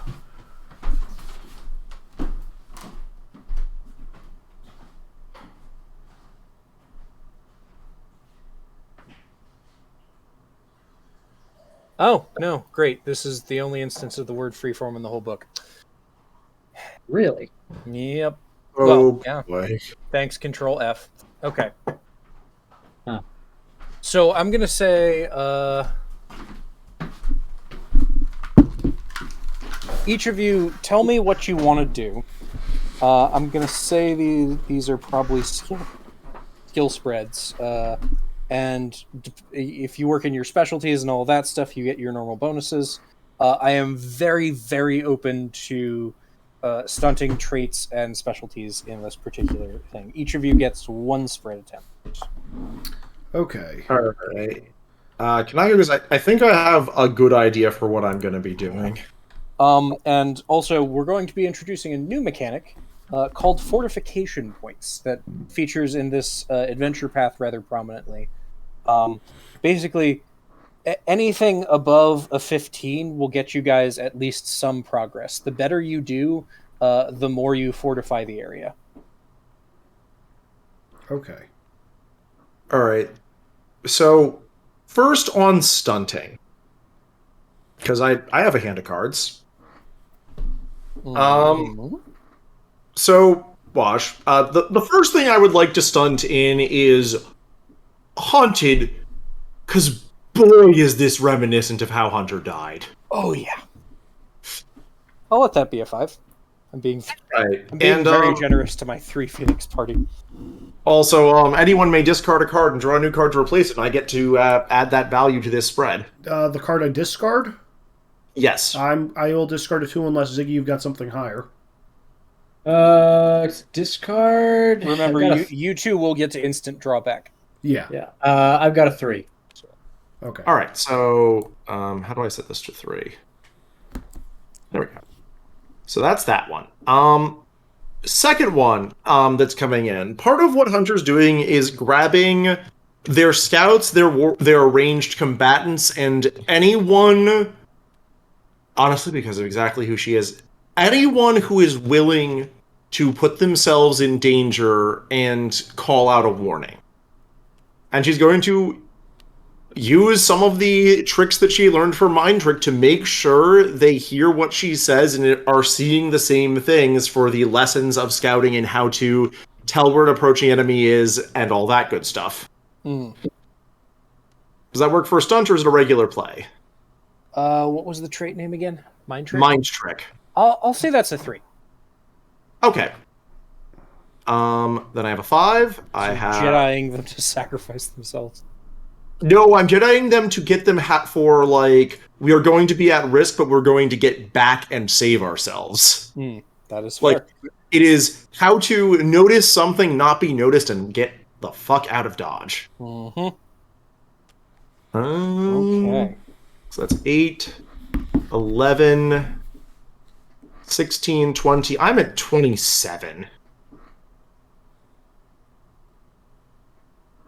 Do we get to recover our sparks for dawn coming between spending them now and later? You have the devoted bond thing. You want we're also more than a day. Actually, yeah. So it will be. It will have been the day taking over. So when the dawn breaks, you each get your rank back in sparks and 1 health level. Oh, awesome! No, I'm hitting 30 then. Okay. Shit, am I rank 4 or rank 5? Number of times you've died during the game. What is the highest rank lesson you have? 3, and then another 1, so 4. So 1, 2, 3, 4. I am much more survivable now. So yeah, as I said, 30 is my answer to this. Okay, you add 8 fortification points. I actually drew close to the perfect hand for skill spreads. Nice. Who's going next? Do you want it, Ziggy, or should I go? You go ahead. So Pout is going to be looking at the fortifications within the area and like around, and is just going to be like, I don't think this is working right. And he's going to be getting any able-bodied folks to try to lift and move like stones and lumber, that like large tree trunk that had fallen over, like propping it back up, just like using a lot of muscle to fortify the doors, the walls, so it's harder for things to get in. So if this is their last defensible spot, they are in fact defensible, and they might just be able to, wait out part of the night without anything coming close to getting in before fighting has to start. Hell yeah. And Pout's just going to be like, back when I was alive, King Randy, he always said, it is a time of peace, but we always needed to be ready for war. Because a wise king is prepared for the worst situations, even though he hopes it never comes. You are in one of these worst situations. So what we need to do is fortify yourselves. That way you will not only be able to survive this night, but all nights henceforth. Because the bones, they will be stopped and we will succeed. And he's trying to be a little bit inspiring and, stir more people to help. Anybody who's lending a hand. He's trying to lead, even though he's not very good at it. Mm-hmm. And through heavy lifting. Oh, yeah. Athletics certainly applies here. Are you going for leadership as well? Yeah. Do I also get the tree trunk? Because that's or heavy table? Draw the card. Cool. Draw. Okay. And I can make any spread for this? Or does it have to be strength? So this sounds like a strength and grace spread. Okay, so the only cards I literally have available. Well, if I had said or, it would have been one or the other. I would have been able to convert the grace into a strength. Yeah. Okay, so that's a 13 plus athletics plus leadership. Yeah, so 23. 23, and you know what? Because I'm getting to a 24 doesn't do shit, does it? I forget. Getting to 20? 25 and 30. So 15, 20, 25, 30 are generally the rungs of success. Okay. Sometimes a 10 will do it. I've already told you that it's min 15 for this one. Yeah. I'm a seasoned veteran because, I'm talking about my history here. And I will... Oh, yeah, that's a +3. Oh, okay, then done. I don't have to burn any sparks for it. Okay, so your total is 26? 26 or 27? 11. Okay. Yeah, it's past 25. That's what matters. You have managed to add 4 points of fortification. Okay. Also, I'd like to do something after, we're about to go. Mm-hmm. Assuming they all still count as a group of innocents, I would like to ward the area afterwards. Okay. But so that's your devoted talent. Yeah, but right. I'll take care of that. Tap the spark. Okay. And it doesn't have an end on it, does it?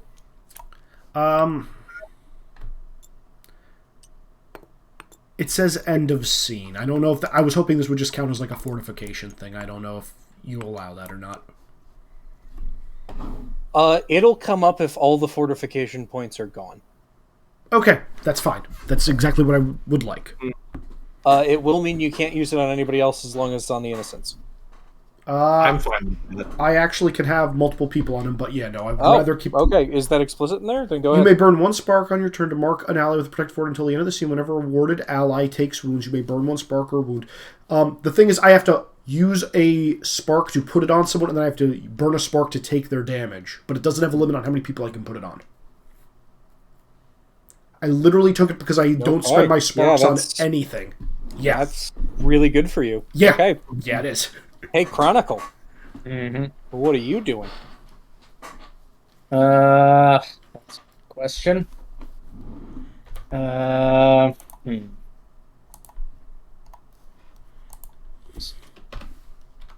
I mean, we're right now we're just trying to fortify, and then because I assume that we're trying to head to the burrows after this, right? Mm-hmm. Or yeah. So I guess I'll just make sure that like give everyone like a good cleaning of wounds and that sort of thing. Make sure everyone's in as good a shape as they're likely to be in the event that we don't come back before next nightfall. So you're gonna be patching everybody up more or less. More or less, yeah. Okay. Healing intellect. Intellect, you say? Just intellect. No, draw back up. Boy, Just fireball. just fireball. Just Fireball is Monster. delicious. Let's see. We'll do that,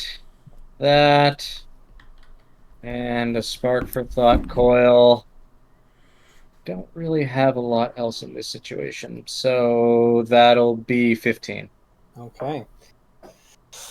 You patch up. Are you insisting on patching up Ulrex's eye?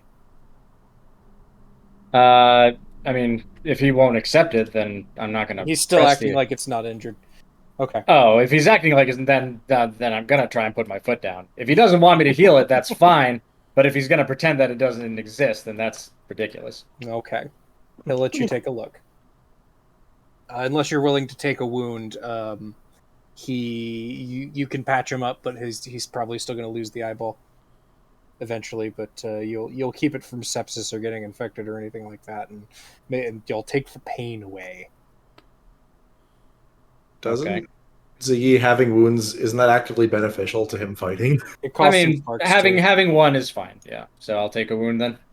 Oh yeah, sure. All right.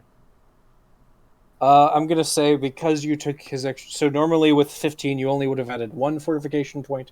I'm gonna say he's Ulrex with depth perception is worth 2 total. Mm-hmm. All right, you guys, 14 total fortification points. I think one other thing that Hunter would do in the middle of training and helping the scouts is somewhat subtly and only at the right times be like, "Are you really okay with that?" to Trig, the slave thing. Sorry, which thing specifically? I was looking down at the book. Oh, kind of asking Trig about things and like, is she actually okay with that? Like the slave thing and everything else. Yeah, I mean, my tree lost a war. It was a long time ago, but I've basically grown up with the Olvari, and like, they're all cool with me. They like me. She holds up her bow. Like, they trust me enough to carry this thing. Like, I think they pretty much consider me an Olvari at this point. Basically, being considered something and actually being that are very different things. Trust me, I'm fine with it. If it didn't happen, I wouldn't have. I was gonna blush a little bit. I wouldn't have met Ren. Oh, Never mind. Just solid nod. End of question. Nope. That 100%. Not just like understands, and like if there is any moment for like, you should probably go for that sooner than later. Assuming that it isn't obvious anything has already happened. We've been distracted. She waves her hand around. Does she know?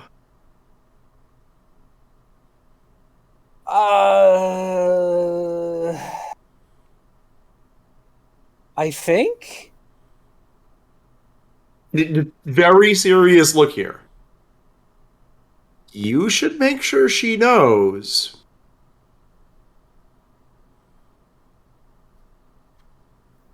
Hunter was going to actually relay some backstory to Trig about this while they are out on scouting mission.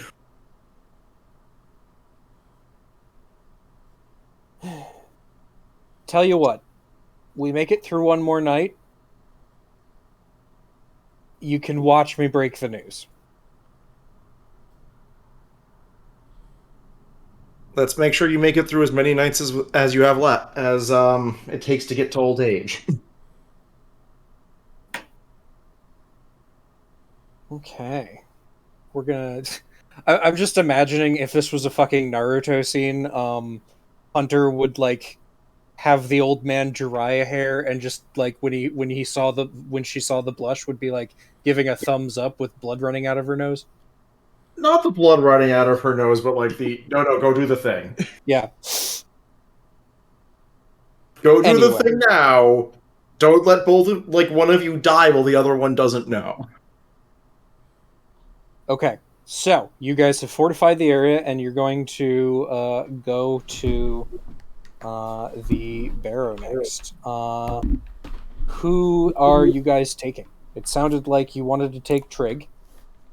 Trig is the one who actually knows where these are. Upon hearing that is the plan, Rin will go, "The fate of my people depends on this. You might need a shaman."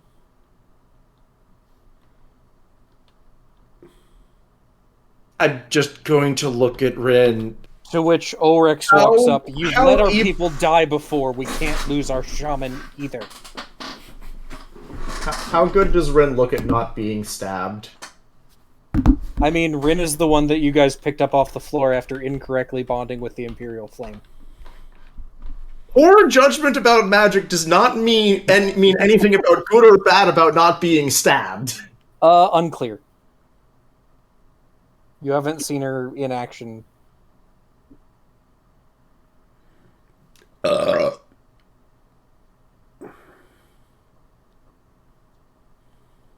So a little bit because it's past 9, and I'm still not sure we're going to get through all of this tonight. But if Trig's going, Rin wants to go. If Rin's going, Ulrich wants to go.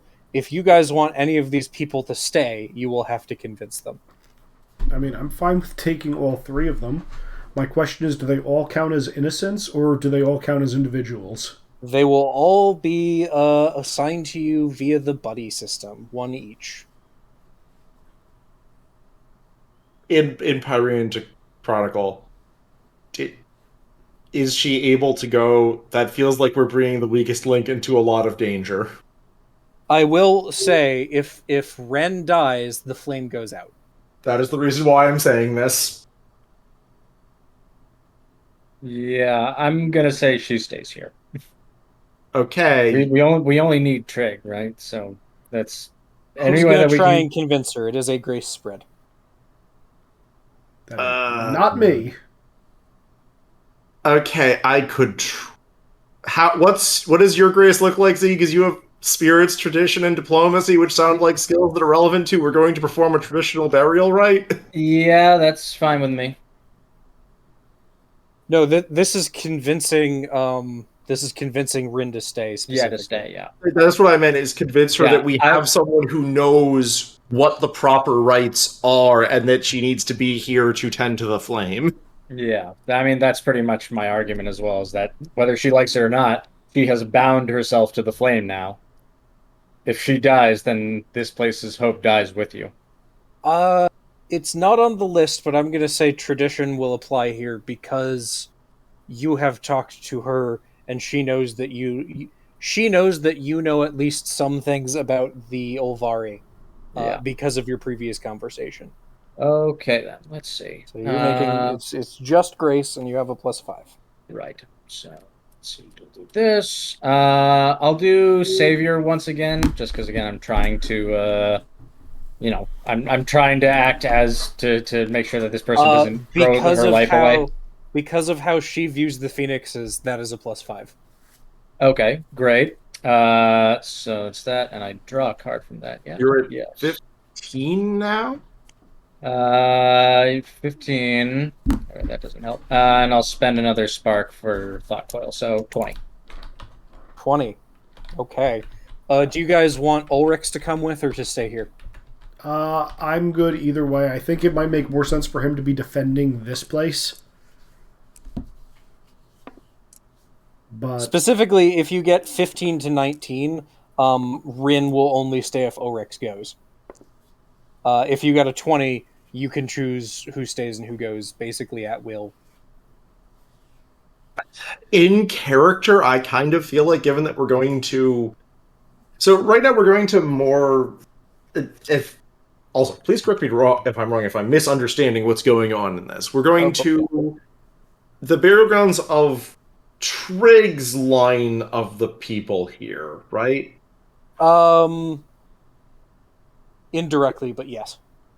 Not the rest of theirs. Correct, which is part of why Trigg can find it. Hunter honestly feels like Trigg is probably the only one who ought to be there, unless one of the other two,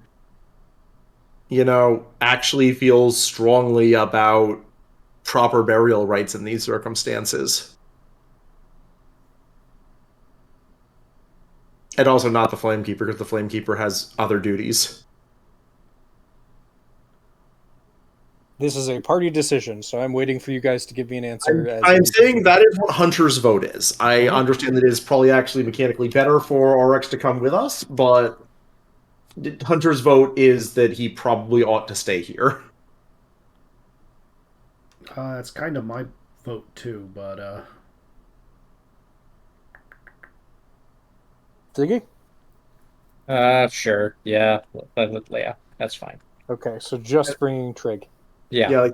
I think the answer is they need someone to lead them militarily, and he looks like a competent warrior.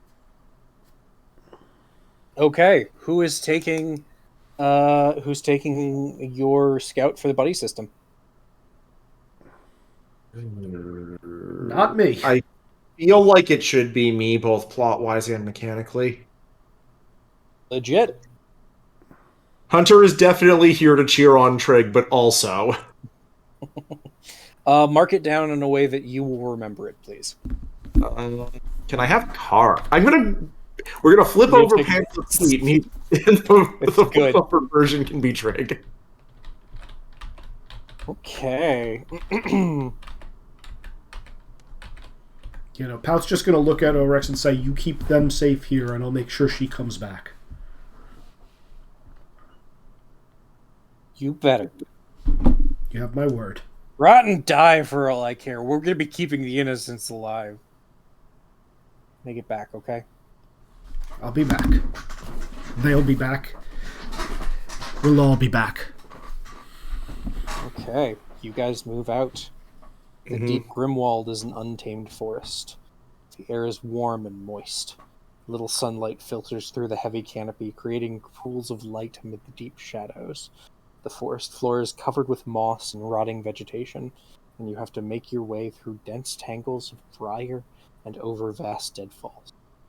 There is a constant tapestry of birdsong, punctuated by occasional bellows of distant beasts. Okay. Who wants to guide you guys through the actual challenges? I feel like I, with Trigg as a buddy, is the correct choice there.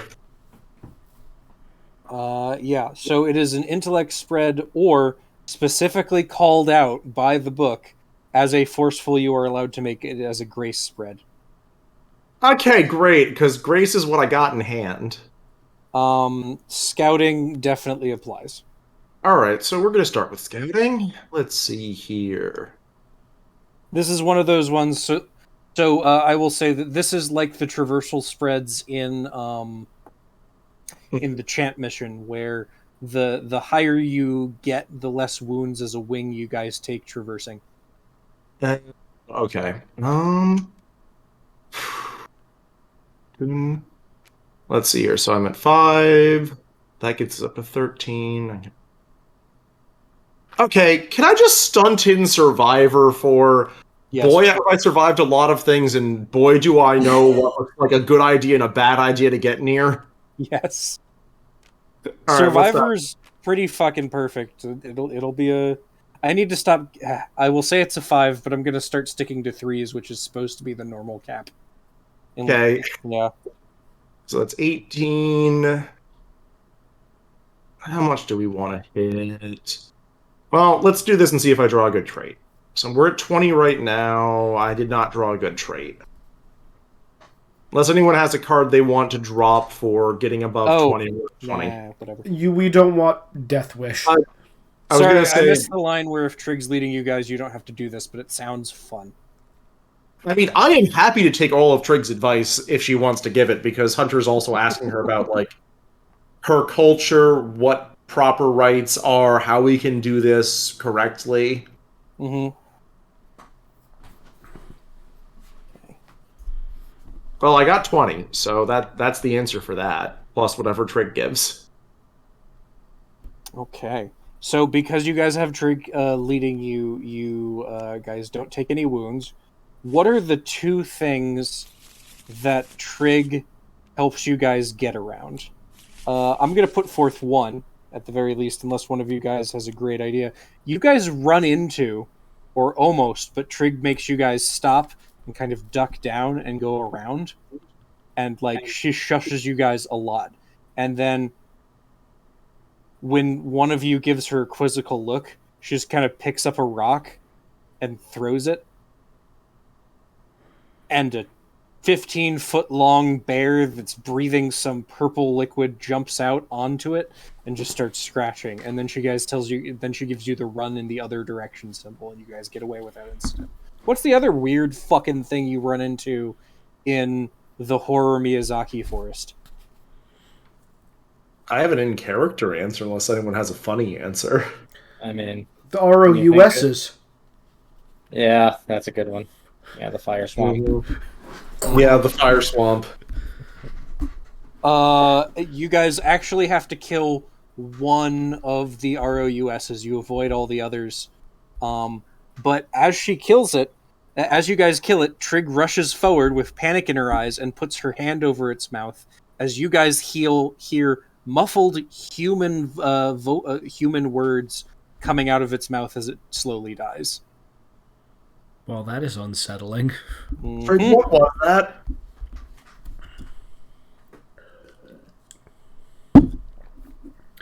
Were they? Any more creative horrors, or shall we move on? Oh, the first Trig, what was that? It's a forest rat. They cry out with human voices. I don't know why. Oryx knows how to kill them real good. He goes for their voice box. Was that one purple? Oh God, no! Is it? Is it? No! Do not puncture it. Whatever you do, It's violet, right but now. yet grabbing It will Chronicle spray and Trig acid under two arms, everywhere. We're getting out of here. grabbing Chronicle and arms and Trig under two arms and just leaping away because Hunter trusts Pout to get himself out or survive whatever happens. Pout Gotcha. looks around very confused and is just going to slowly after the rest of the group. Amazing.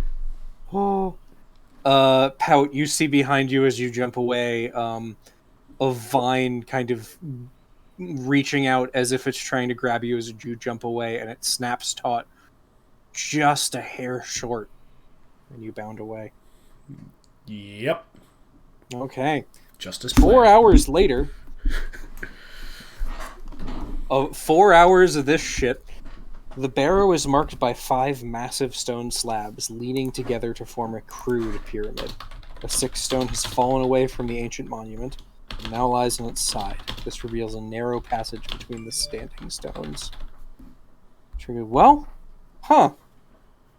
That one was in place last time I was here. Should we put it back up? Looking at Chronicle. Would that close off our ability to go inside? Yeah. Oh, okay. Yeah, that is the entrance.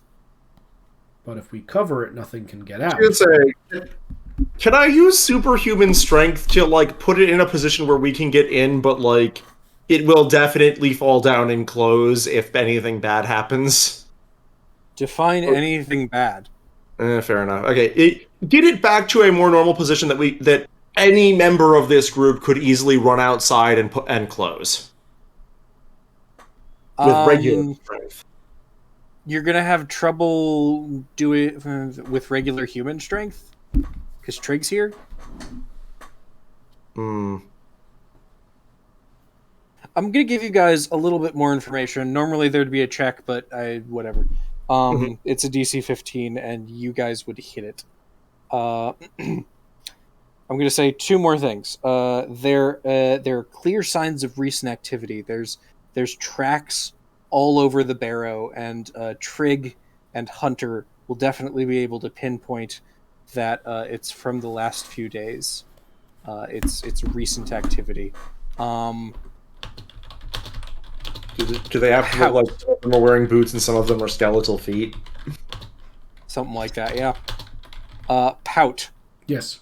And Chronicle, but Pout first because of your death specialty. Mm-hmm. You're the first one to notice that every single living plant or animal piece of matter within 20 feet of this set of stones is dead. The moss is withered, the vines are dried out and cracking, trees are starting to rot. I will point this out.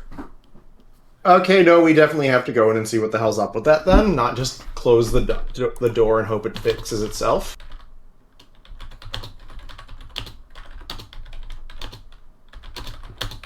Let me know when you guys What does Chronicle get? If anything. Oh, same thing. You noticed it first because of your death specialty. He would have gotten it because of his nature and medical knowledge. Gotcha. All right. I guess I'll take point and head in. Do we want to scout or do we want to go in hot?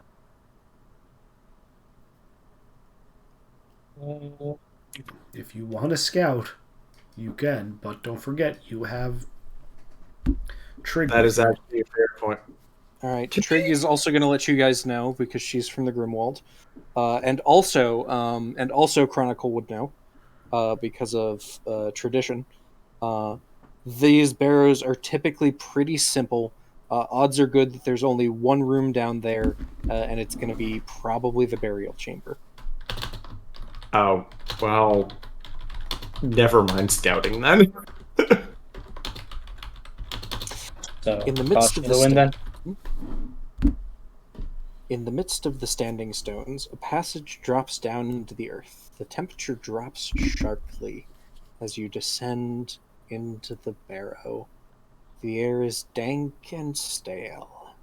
Soon you come upon a series of wall engravings, an account of ancient events accompanied by simple images of battle. Beyond engravings, the tunnel terminates with the entrance to a large chamber. Put a ward on Hunter and Chronicle, if I can. Yeah, spark for each. Does that, since I'm putting one on Hunter, that counts for Trig as well, correct? Or not in this instance? No, they're not one card. So it would be another one for Trig. Does that sort of count? Because if he absorbs one, I can take a different one? So Nick, once again, just as a reminder on this, if you take one wound, you decide whether Trig or you takes it. If you take 2 wounds, you must take one, Trig must take one. If you took 3 wounds, you would each take one, and then you'd decide where the other one goes. But buddies only have 1 health. Okay, if it came down to a question, Hunter would say, get Trig, not me. I can handle myself. Okay, I will put one on Trig. And Chronicle, do you want it, or do you want your ability to take damage and off-put? Yeah, I'll take the damage and off-put. Okay. I can always throw this up later, because it's a may if you want the damage or not. That's fine, yeah. Okay. So I'll take a wound then? Or not yet? No, I'm putting a ward on you. Oh, okay, gotcha. It lets Pout spend sparks to take wounds for you. Gotcha. Okay. Tig is kind of looking at the wall between glances down the barrow hallway, and is kind of examining it, and then just kind of is surprised when this field of energy bursts up around her. She just kind of jumps back and Just hand on shoulder. Don't worry. It looks strange. It'll protect you. She just turns around and sees Pout wiggling his fingers at her.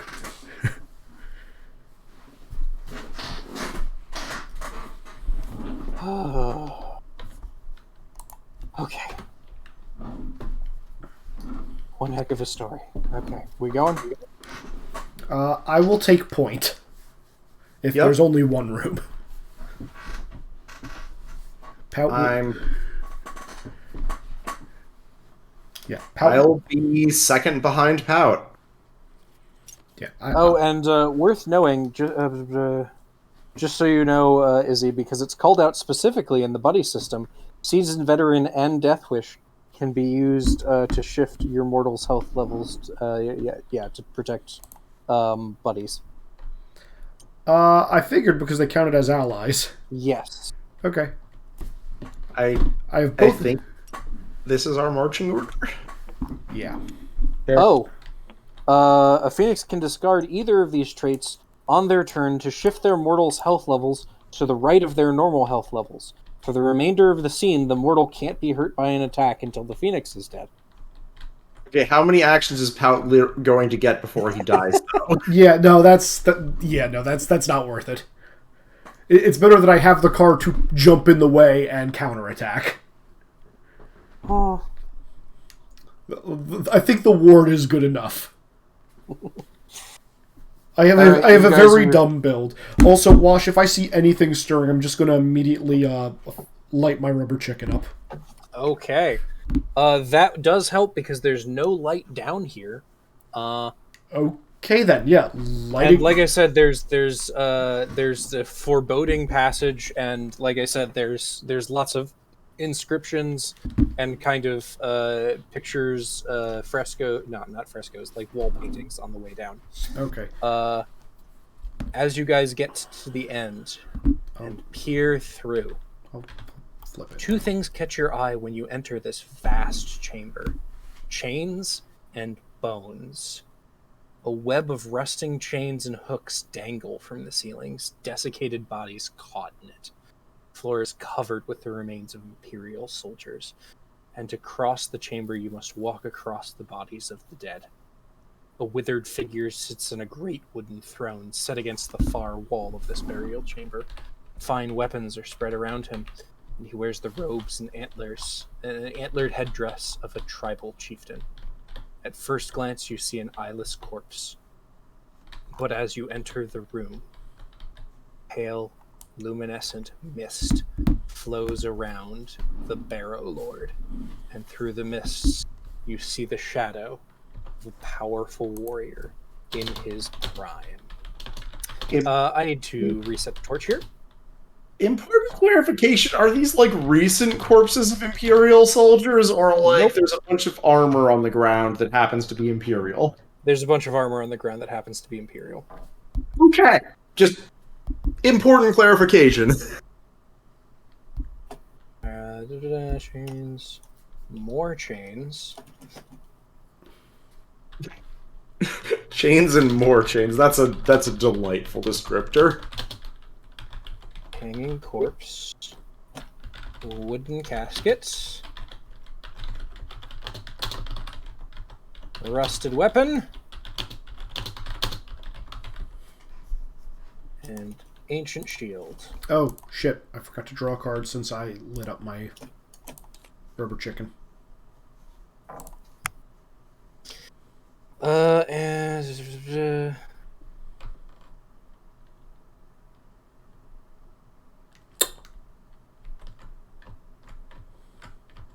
okay, so I have a little bit more setup to do. I have to grab the actual enemy card.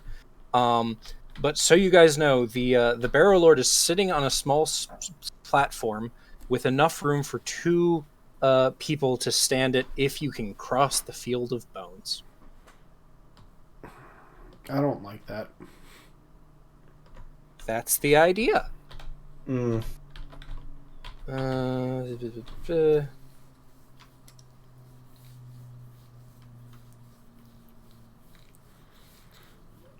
Yeah, Pout's just going to look back at Chronicle and say, do we try to reason with it, or do we just go in for the fight? Do we One sec. Oh, The I'm just going to do this the fast way. the spirits of the dead have not been open to negotiation before. Fair point. I- I'm gonna get really pissed off if any of those twos start disappearing. The fuck? I accidentally had them selected. Don't worry about it. Okay, so 1. I suppose I should probably take my free action at the beginning of every fight. Yeah. Mm-hmm. What do you guys have your sparks committed to? Percussive right- strikes to do big damage. I mean, just 3 for Devoted Bond currently, and then the rest is going to go into the usual passing pain stuff. So. Mm-hmm. So, everybody, please put yourselves over here. Are those all of his health levels? Yes. Okay, I wasn't 12. sure if those were still anything else. That does not look hard to burn through. 10, 11, 12. Cool. And I'm just going to say... Wait, oh, these are zones. Okay.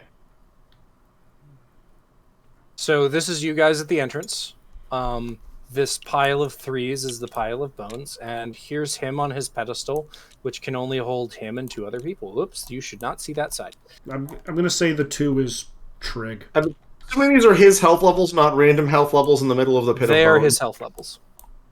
We want to move them to the right of. Boom. Okay. And it is worth knowing, oh shit, okay. Yep.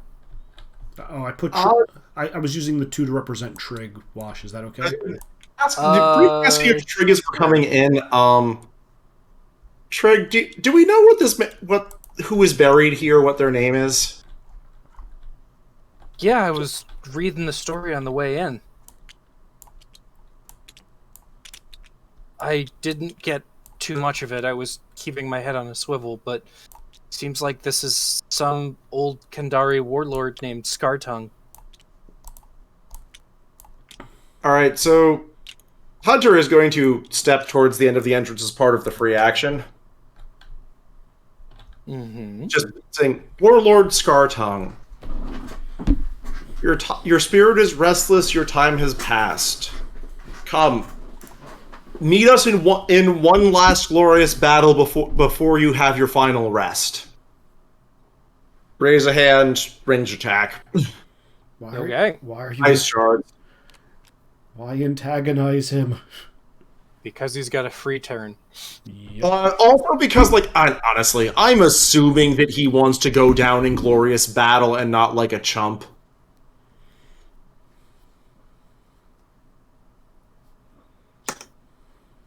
This may be an incorrect assumption, but this is the assumption I'm going with. Mm-hmm. Alright. Now, the first part for this one is, because we're in combat, I'm taking the lead and giving us a story to work with. I'm playing Inspiring.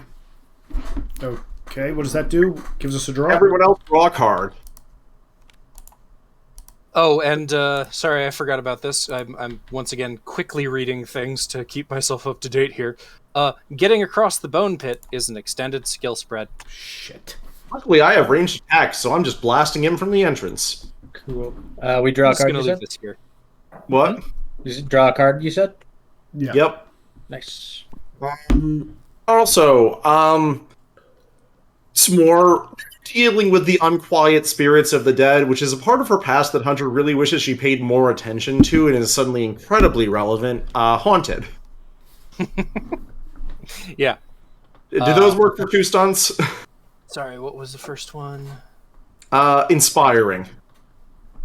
Inspiring, unfortunately, doesn't work in this particular instance for reasons that I can't say. Okay. Haunted will be a... This is just right. Yeah, this is they don't just get combat only boosts. It's not a... because- Yeah, it's an attack. They're only once. But yeah. Yes, just Haunted. Okay, can anyone give me some extra boost to get over his defense by discarding a card and redrawing to replace it? Sure, I can drop a 2. Okay, I so I'm at 4. Do I do this? Do I do this right now? You know what? Fuck it. Let's see whether or not this card is worth anything. I'm just playing Superhuman Strength as a grace card.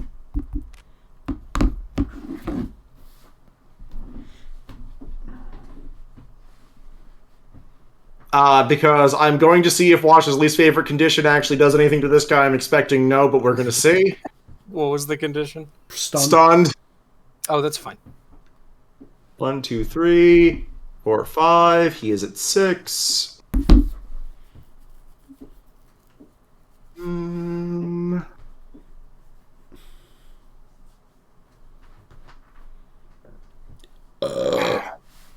know what? Let's just 1 minute. 1, 2, 6, 7, 8, 9, 10, 11, 12 damage going in at him. 12 damage. That's after his defense. No, sorry, that's pre-defense. So okay. 12 total going in at him. Okay, so that's 2 health levels. And he is stunned if he is vulnerable to being stunned. And what was the description for this attack again? This is Hunter is stamping forward, challenging him to combat, and then conjuring an obvious magic ice spell and having it crash into his form. Ooh, okay. The ice flies across the chamber, past all of the chains. A few of them just actually do hit chains on the way and just rattle them, and there's dust and rust falling throughout the room. And then they hit him. They break apart his ribs. They shatter his bones.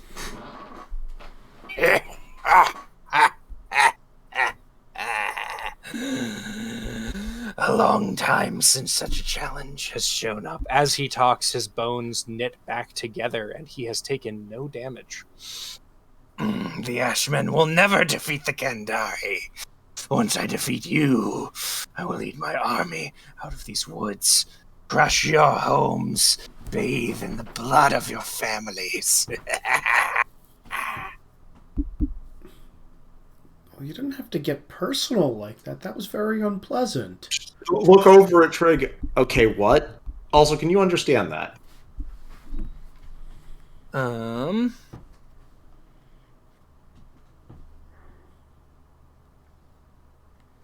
So, funny story. Which of you feels the most observant? Me. That's probably... Oh, yeah, you've got scouting and such. Yeah. Mm-hmm. It's very clearly me. It's funny. You aren't actually hearing his words or laughter as a sound. You just know what he's saying. Well, that's some creepy as hell Wizard of Oz shit. Mm-hmm. Interesting. All right. Well, he did lose, so we just got to make him lose again? I don't fucking know. Trig, do you have... Is any of this part of your people's stories? I heard about this guy as a kid. I don't remember. It was on the walls on the way in. Go back and read the walls. As you say that now, yeah.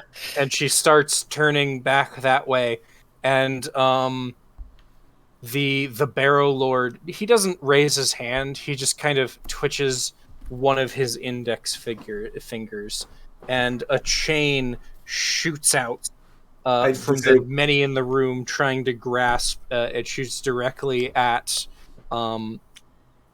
Excuse me. Watch question. That was my action during my free action. I know. Okay, so like this is a reaction type thing, or he gets the first hit. He gets to go first, and he's not stunned because he didn't take any damage. That one's on successful hit, not on wound.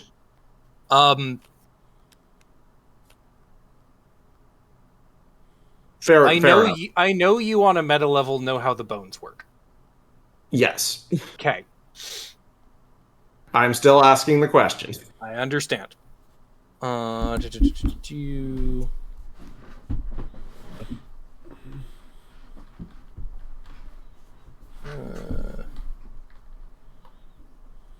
Da-da-da-da.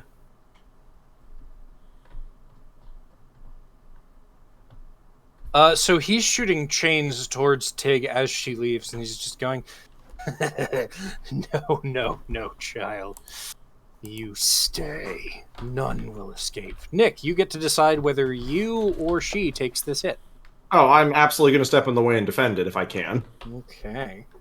This one's a little ambiguous, which is annoying. Is it Tig or Trig? That's her name. Sorry, I've been switching back and forth, I know. It's Trig. Trig. Trig. Okay. I forgot for a little bit there was an R there.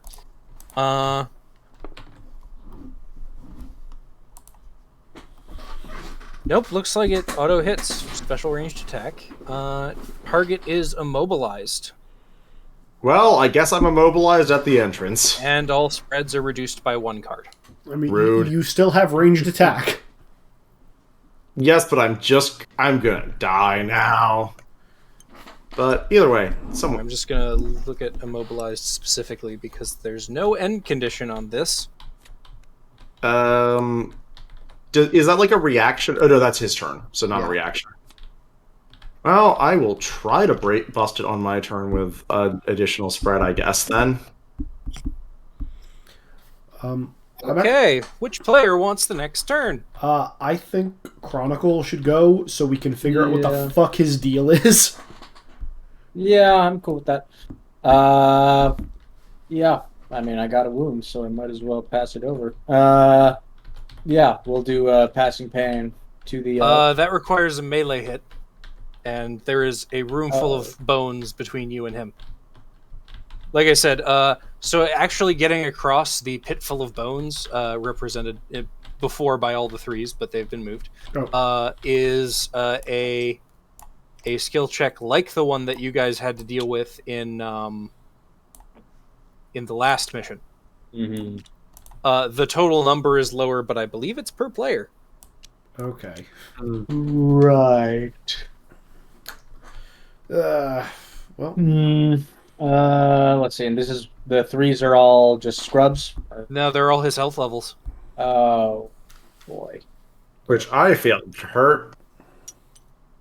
Yes, Nick threw a 12 at this guy, and he healed it in less than a player turn's time. I see. Well, I can't burn all that in one turn. I don't think it would matter even if you could. Yeah. Yeah. All right. Let's see. Yeah, I don't think I have any ranged capabilities at the moment. Everyone does. You spend a spark. Yeah. Yes. Oh, that's anybody. right. Yeah. Anybody can manifest a ranged attack with their Talon by spending a spark. Oh no! Oh wait. No. What I'll do? Oh, that's right. Yeah, with my talent. Yeah. Okay. Yeah. So I'll spend a spark to flip it, and okay, and then I'll do passing pain. Does passing pain specifically require melee? No, it just says on a successful attack. Yeah. Okay. Yeah. All right. So that's attack intellect. So... It says on living targets. He's got no. I have exorcist. I have exorcist. Yeah. Okay. I think that's a trait, though, right? It is a trait, yes. But yeah. When I said, well, yeah, but I'll basically I can burn 3 sparks to make it a temporary talent. So. Yeah. Yeah. So what I might do is all right. So I'm gonna take one of my sparks back from Devoted Bond to flip over 2 sparks, and I'm gonna burn 3 of them to make Exorcist a talent, which I have to do as part of the spread anyway. I think when I use this card in the spread. So that's 2 intellect cards, which will be this, and I'll use oh no, that's right, I can use a grace card. Actually, that's a good one. For shared strength, since I can use or not shared strength. Oh no, that's a skill spread. Shoot. Okay, so I can't do that, but I can do Warlock. So. Draw 2 card. Yeah. So that is. You can. Can't you throw one more? Can't you throw one more card in there for an attack spread? It's attack 2. So. For passing pain. And that is. Well, granted, one of those is afraid. Yeah. First off, I can draw 2 cards from these things, so I'll do that. Yeah. So do that, and one more, but I have to place one of them at the bottom of my deck, which I will. This one. Okay. So there's that, and then I can use 2. I can make 2 spreads, right? Oh, you can make any number of spreads as you want, as long as no skill spread is over 3 cards and no attack spread is over whatever your current combat styles limit says. Okay. Gotcha. Yeah, you can make any number of spreads you want. Even in this one, in the Gauntlet of Bones in the last mission, you were allowed to make 1 skill spread a turn. In this one, there's no limit on the number of skill spreads you can make in a turn to get through the pile of bones. Or sorry, chains and skeletons on the ground. Gotcha. Alright, so that's 5, 10, so I think that's all I need to do. Is because this is 5 right here, right? So that's a successful attack. His defense is 6. Oh, okay. Okay, so I have to make another spread then. So I'll have to do this and another trait for. I guess I'll use commander for this. So these are 2 separate spreads, or Yes, 2 separate spreads. Yeah. okay. Okay, so that's 2 spreads of 5. His defense is 6. Oh. Just take the 4 and throw it up into the first spread, so you have 1 spread of 9. Mm-hmm. Right. The traits don't count towards your 2 limit. Right. That's right. Okay, so I'll just put this back in. All right. So that'll be that. Pain, 2 cards. 7, 8, Exorcist 9. Warlock. Yeah. Okay. How many wounds are you transferring into him? I only have the 1, so Okay. I'll burn a spark there to transfer over 1. Okay, so are you Which like is 3 brutal shooting damage. are you like doing an exorcist thing with your what was your talent again? It's thought coil. No, I mean like its physical form, because I forget if the tapestry of Phoenix Deeds is your part of your uniform or if it was your talent. No, that's part of my uniform. My talent is my staff with the prism in it. Okay, so you have to use that to make the ranged attack. Yes. I will say you will be able to transfer your damage into him. It won't stick on him. It will just go away from you as he heals instantaneously again. Oh. I'm assuming mine also doesn't matter for that. Well, it Correct. still burns through his health levels, right? So. Nope. No, he's Oh, healing. no. Yeah, like, can you make an intellect spread to figure out what's going on with that? Yeah. I mean, I might as well just use this for that then, because if the attack would just go to waste, then yeah. I think you already spent it, Ziggy. Yeah. Fine. Okay. That's it then. I can technically make an intellect spread on my turn, even though I'm awful at this. Okay. Yeah, I guess that's my turn then. Do we get turn or is he speed 1, Wash? You guys get a turn. I will attempt to do any knowledge. First off, okay. So we have chains. There's more chains. There's corpses and such. Hunter's currently being bound by chains, right? Yep. So what she's going to do is she's going to go, okay, where's the weak link? She's sitting there. She's studying the chains binding her, using the environmental stunt of chains to try and figure out a proper way to fucking break these things. Like, there has to be a weak link somewhere. I don't have that much besides I'm gonna throw... actually, Ziggy, I'm gonna burn one of your things to draw cards.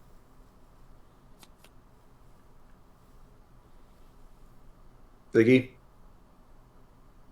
Sorry, one more time. Sorry. I was going to burn one of your extra. Oh yeah, go for it. Yeah, absolutely. Sparks to draw cards. Yeah. Wow, that's worthless.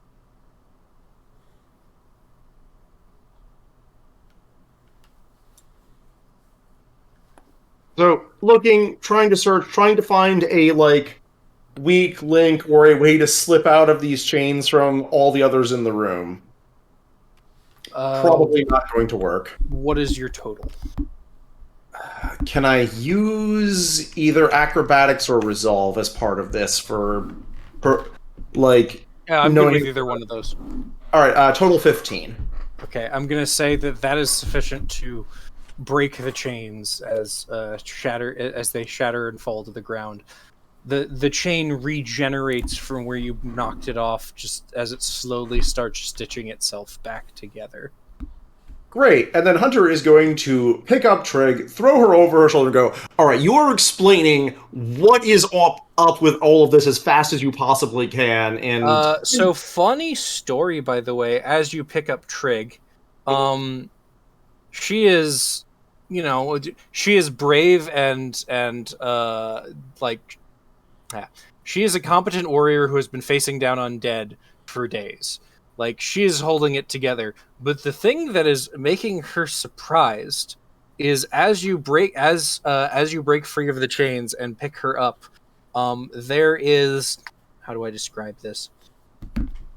Sort of a green, transparent, almost tendrily like thing surrounding her arms. Glowing slightly, but see-through.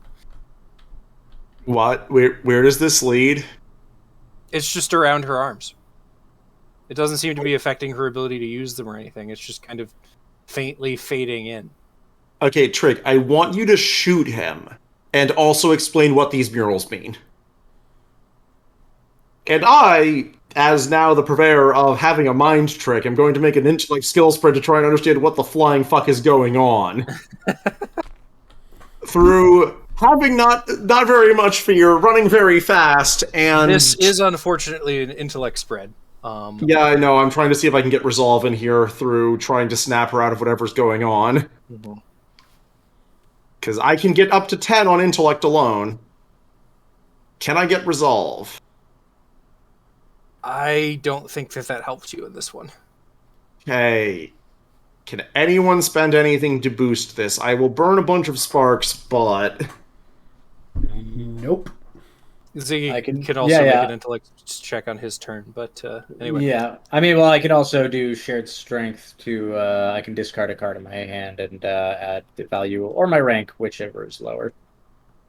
So you're rank 2 or 3 now. Well, the only one I can spare right now is a 1, so it'll add 1. Okay. Yeah. 11.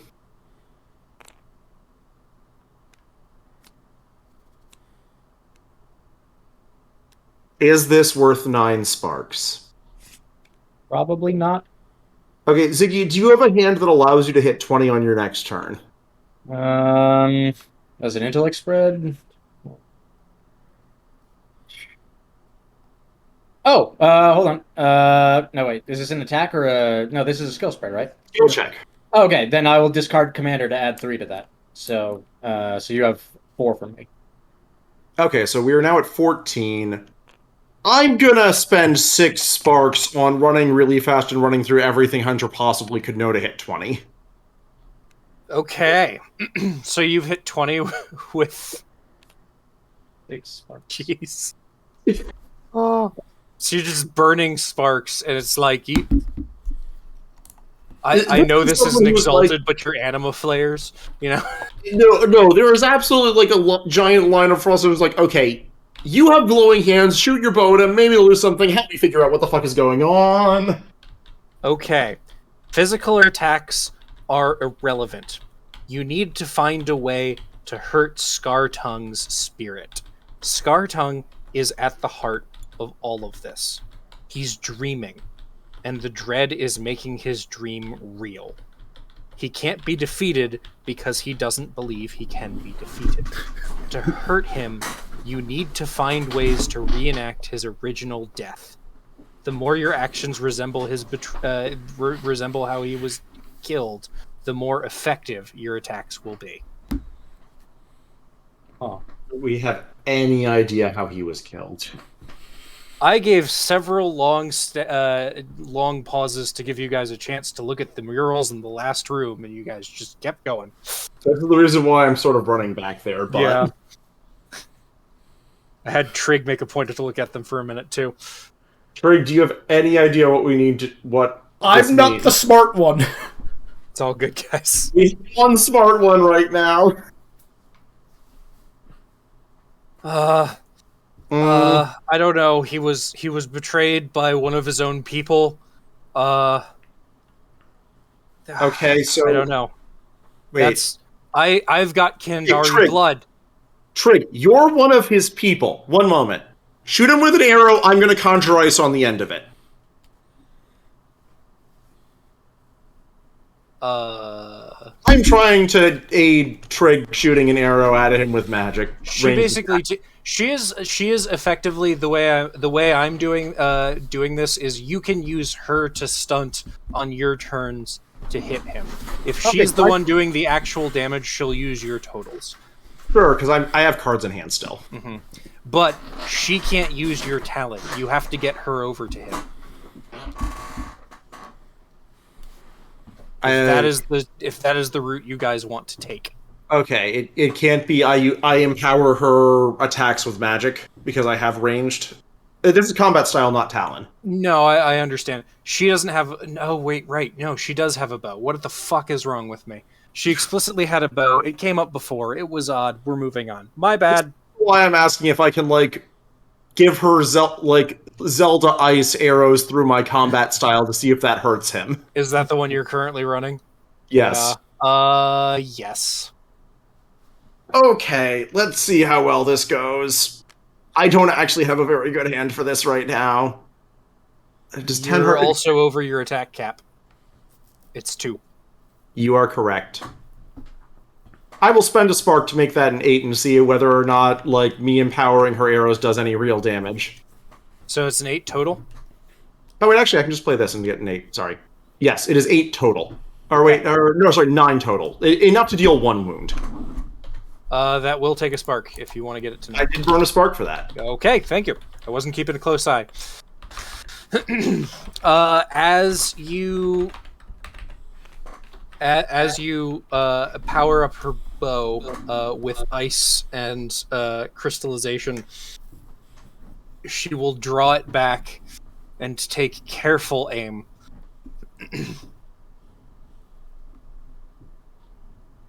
This is for my father, you son of a bitch. And she will let the shot fly, and it will hit where you hit initially, and it will take off 1 health level as it cracks one of his ribs a bit. And it seems to be glowing with that same green energy that's surrounding her hands. And for a split second, those of you guys can see from across the room, it doesn't look like an ice arrow lodged in him. It looks like just kind of the tip and the little bit of a heft of a spear spectrally glowing, and then the specter of it kind of disappears for a second, and he looks angry. And he stands up. Tricky, I think we need to talk about what happened in your history and your father after this, but let's survive first. That's turn. He died in the Bones assaults. Okay, no, very good. Yeah, I got the implication to that pretty quick too. Yeah. Yep. Okay. We're good. I believe it's his turn now. We have had 2 PC actions. Okay, yeah, it's definitely his turn now. Like I said, now that he has taken an actual wound, he will stand up. Oh boy. Well, we're still a room away from him.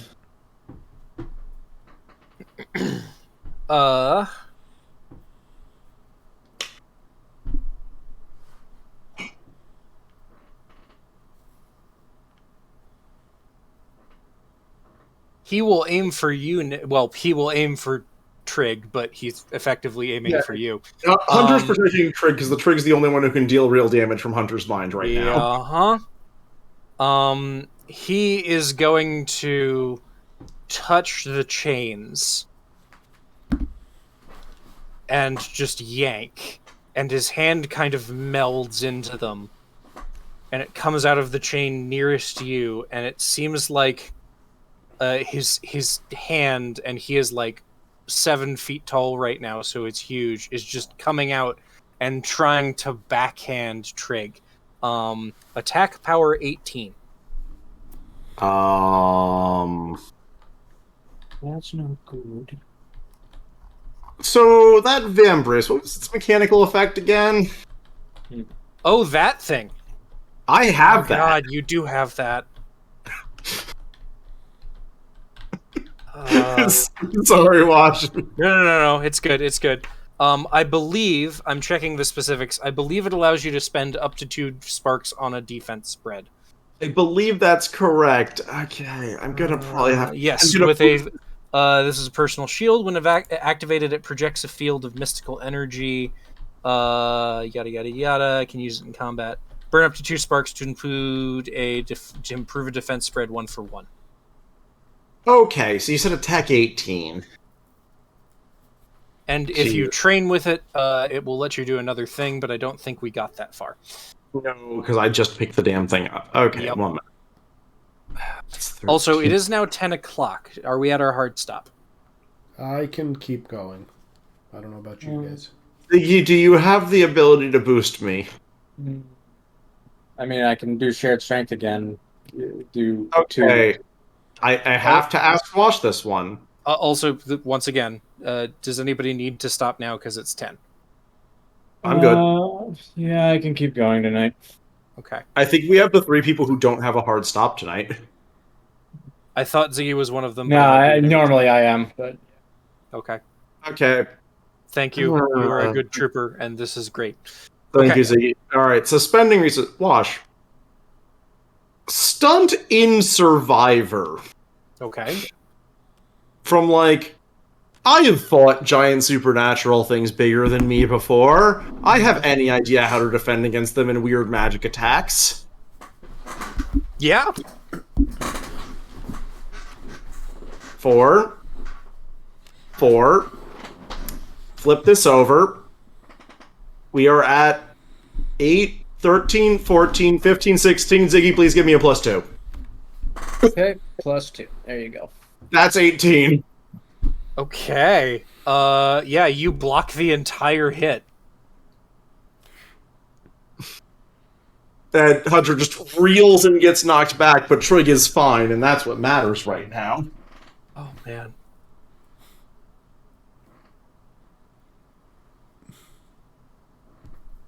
And then and then he will mobilize his chains once again to basically try and get you stuck into place again. Rude. 2-player actions. He is speed 2. Am I just auto-immobilized? Yeah. Okay. Can I have the thing for that? Yeah, sure.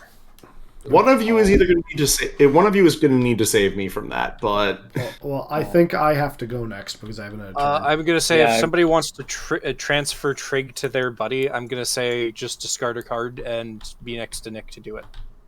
we are all adjacent right now. Right now, yes. It is not smart for me to do it. I was going to try trudging through the thing of bones. I'll also be right back, Bio. I mean, I don't know if that helps, since again, like we basically just need to get from Trig how he died went. And doing anything else will literally not amount to anything. I can't make intellect spreads. I'm physically. Yeah, I know. I'm physically. No, incapable you of it. literally ask Trig what happened next. They're the ones who read people it. have already asked her. She doesn't remember much. She's already said what she remembered, which is one of his own people betrayed him, which is why her attacks are effective, because she's of the correct blood. Yeah. Gotcha. So we know he was betrayed. We know he was killed with a spear. We know he was a chieftain. Right. I will say, if somebody wants to spend their entire turn, discard your hand, like go into the other room if you're not immobilized, and discard your hand, draw a new one. I'll give you guys the plot dump for that room. I might as well do that then, which is sad because I had 2 really good cards in hand. I mean, if you want to do it, go ahead. I'll do it. No, if you'd rather do the combat thing, do the combat thing. I can't physically do anything else, so I'll just do that. And if you want, you can protect Trig in the meantime, but I'll take care of it. So I will discard my hand and go back in the other room. Wait, Okay, and that's what? just your full turn. That's going to be my full turn, yeah. All right. What do I get? And Nick, what was your color again? I just want to. It was purple. Right. So let me just put this metal D4 on you, and it's a caltrop. Okay. Is this you are immobilized? Yes. All right. I'm just going to read the whole thing out. So it's engraved. So it's partially in the native language, which you'll get bits and pieces of because a bunch of it's Elonian because these guys were Empire. Oh no, wait, never mind. And a bunch of it is kind of pictograms. Here is the resting place of Scartongue, who lives in sleep / in death. He was the Soul King / True King of the Kandari tribe, fiercest warriors of all the tribes. He was born under an auspicious constellation that will never occur again. He won favor from the spirit / world, and his enemies / the outsiders could not harm him. When he became chief, he was met by a delegation of the Empire, whom the Kandari were at total war / eternal / war eternal. The Ashmen who led them pled with our chief that with his tongue he could halt the bloodshed between his people. Our chief said no words of peace would ever cross his lips. Then he ran his sword across his tongue, so the blood ran down his face. He entered battle frenzy, and he slew the Imperials who could not harm him. These were the last words Scartongue ever uttered, and from then on he spoke only with his sword and axe. The Kandari fought bravely, but the Empire threw endless numbers of soldiers at Scartongue to overwhelm him / bury him with their dead.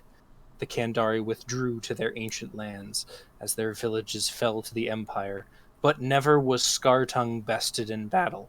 Even Ashmen fell to his strength, and he would never surrender.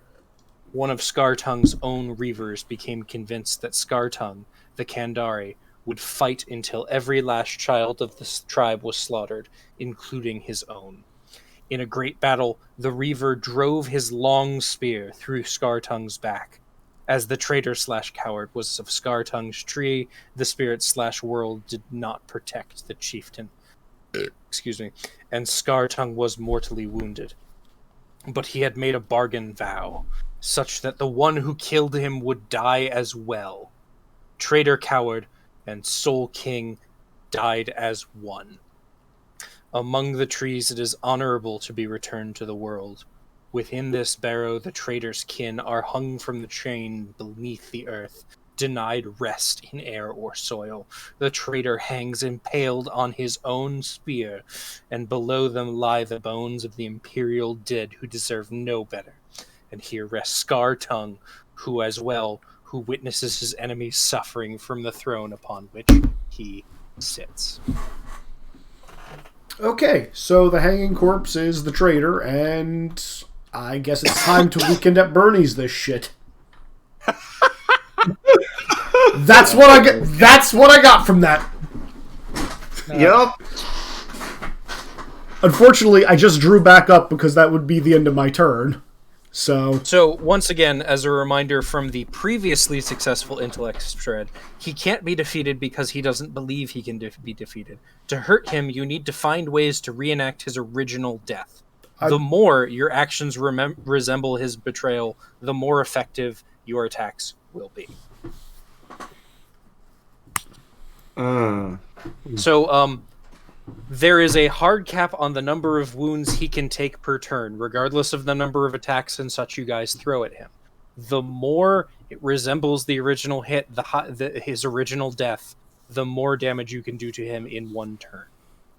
Okay, so it was his own people that did it. And From behind the with a spear. trader is here with his weapon, so Pout should grab that. Mhm. I don't think I should be the one to do it. I think it needs to be Trig.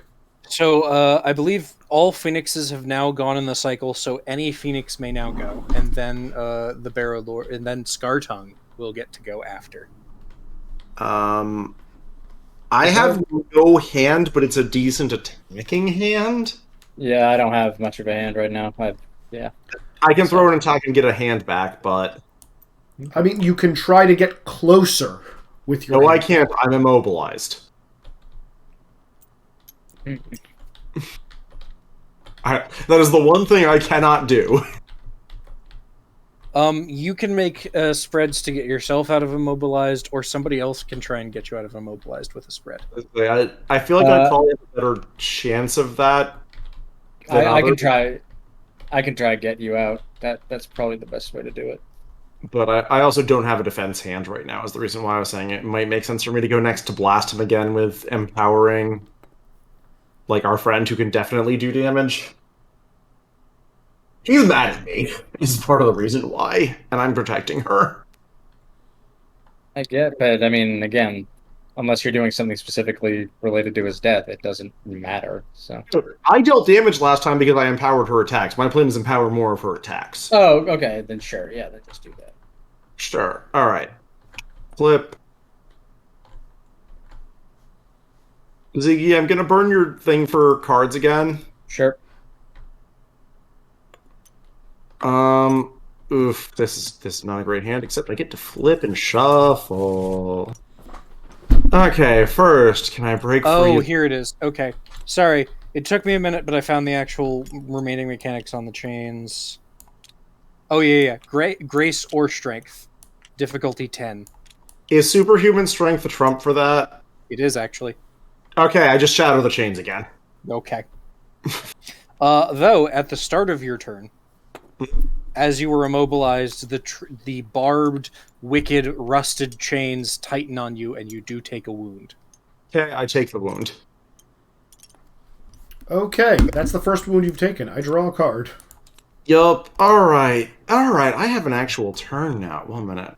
Your defense is 6. I need to hit 9 to actually do damage, and all of this is empowering our ally.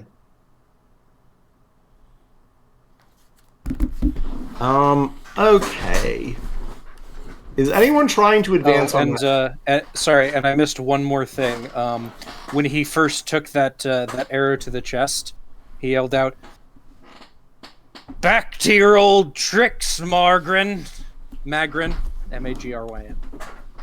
So. I've told stories before. Okay, actually, slightly over. What's Trig wearing? Could Hunter grab, like, her hat or something? I mean, she's wearing scout clothes. I gave a more full description before. Unfortunately, that is not how that works. You can totally take her hat if you want. Actually, wait, there's a wooden casket here that is ragged. Sorry, she's wearing ragged, weather-stained clothing. No, I realize. No hat. There's a wooden casket here. I'm going to environment stunt that, like, Hunter kicks the wooden casket, finds a hat that looks like one of his men, and shouts, "Scar Tongue! Your war will doom us all," and fires at him, and then nods to Trig to fire over her shoulder a second bolt. I'm making 2 attack spreads. Does that environmental plot work? So acquiring something belonging to a Reaver and putting it on requires...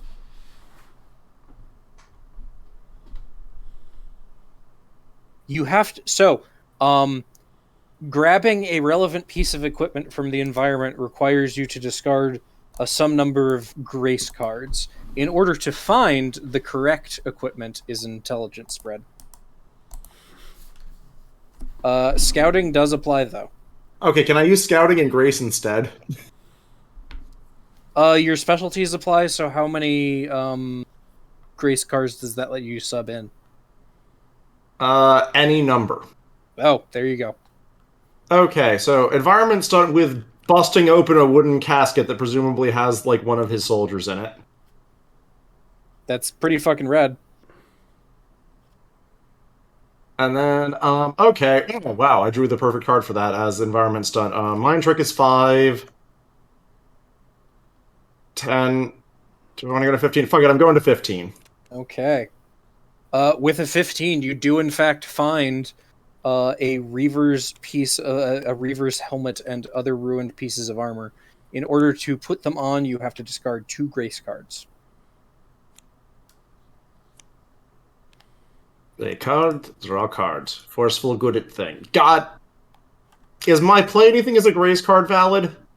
Because I can discard a strength card and treat it as a grace? Is that requiring other specialties? Uncanny agility from my talent. It's not a specialty, it's a different lesson. Oh, mind if I take a quick look at it?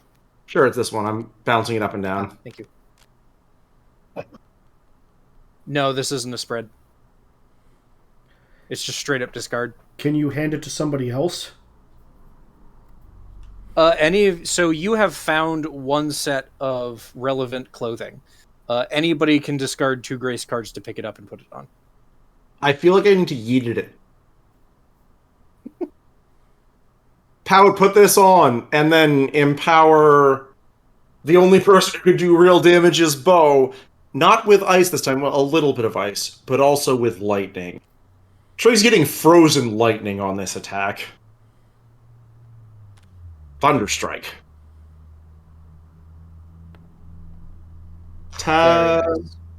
One minute.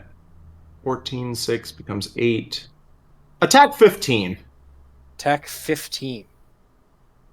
And you're using Trig to pull this off. Yup, and also like shouting at him that his war will be the doom of the Kandari.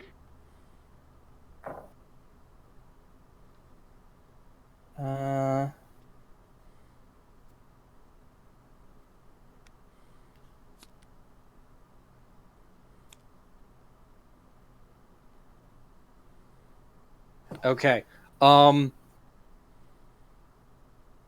Hey Nick, you know how these guys work. I'm gonna rule you have to at least switch it up every turn to get the extra point. But as you're yelling about the War of the Kandari, this green ghostly light manifests over your head for a second, Hunter, as you assume the flesh and blood form from basically the shoulders up of one of these dead bodies, complete with helmet and everything. And as you yell your taunts and Trig's arrows, her arms more fully have the vombraces of the Kandari past, and the shot flies out. What was your total again? Sorry? 15. 15. That will deal 3 health levels of damage. I also shouted, Pout, put this on, and chucked a helmet and a cloak at him. We'll see whether or not Pout does anything.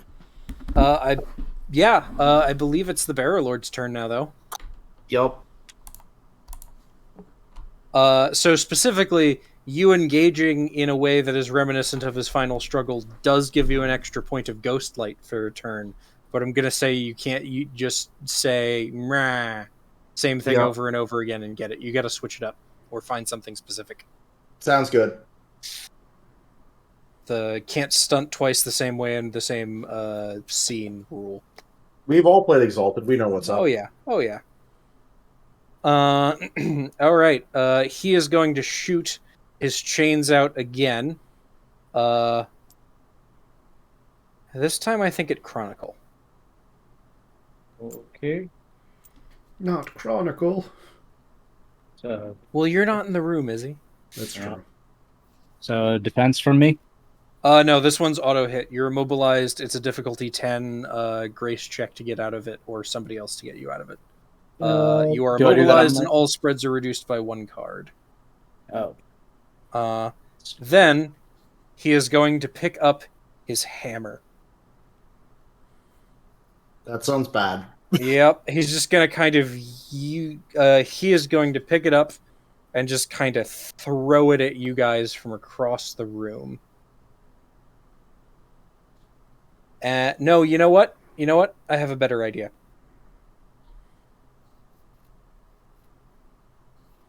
he is going to take a dagger out Oh no. and stab it into one of the chains, and it's going to fly out and go, "Let's see if your father can help you now."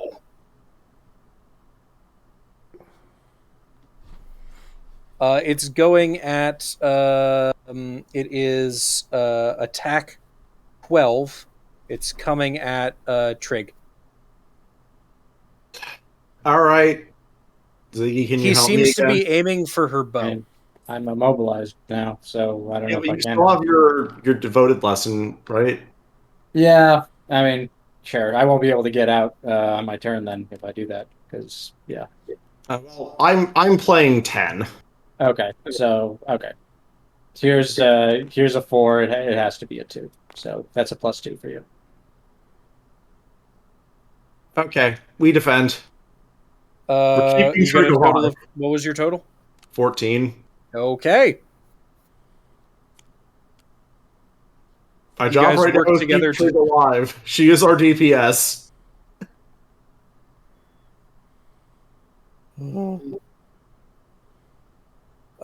Yeah. Oh, I accidentally used the hammer's attack profile, but whatever.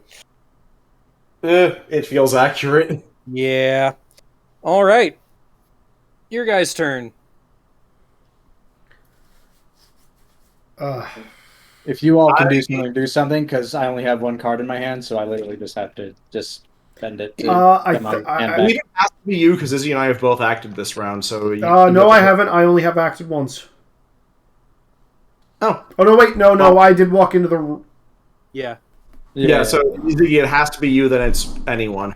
Okay, then it's my turn. I end my turn because I only have the one grace card. And you take a wound Yeah. for the chains wrapping around you, and yeah.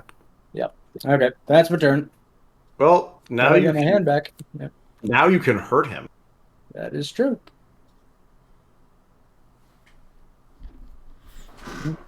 Okay. Yeah. Who's going? I feel like if we want big damage, it ought to be Pout. That makes sense. Yep. Ziggy, you Remember, like I said, it's capped at per turn, not per attack. Yeah. Grab his spear. Grab the traitor's spear. Yeah. No. Can I put on the armor? So yeah, you can put on the pieces of the armor that Nick found. Finding a new set will be a new check. It costs 2 grace cards. They're just discarded. Okay, hold on. Let's see. Which grace am I getting rid of? Against an attacker. And what's this one?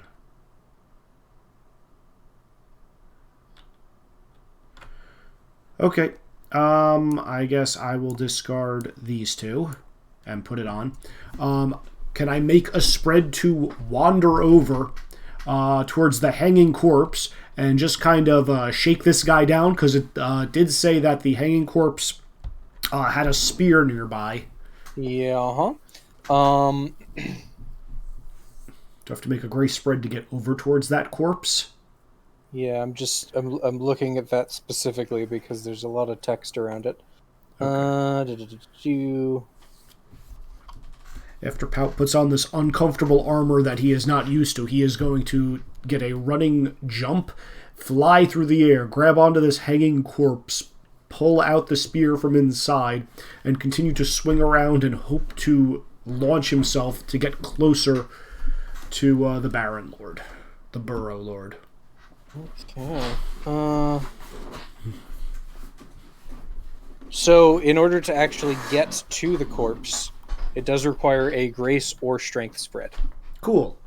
Well, I'm using athletics to do the running jump to get over him. Oh, hell yeah. And doot.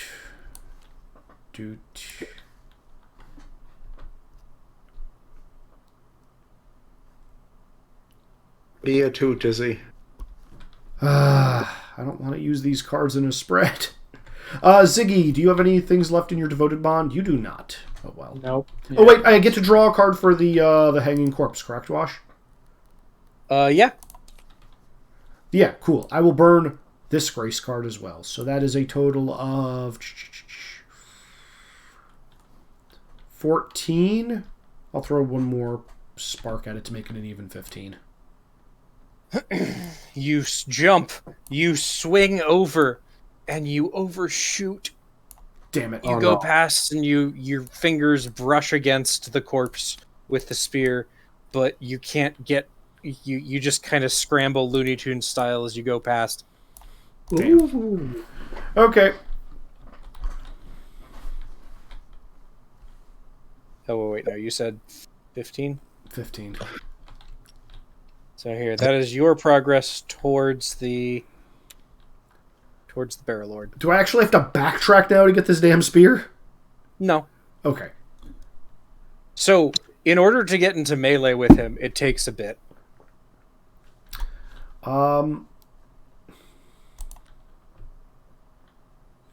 Is that your turn? I'm not adjacent to anybody.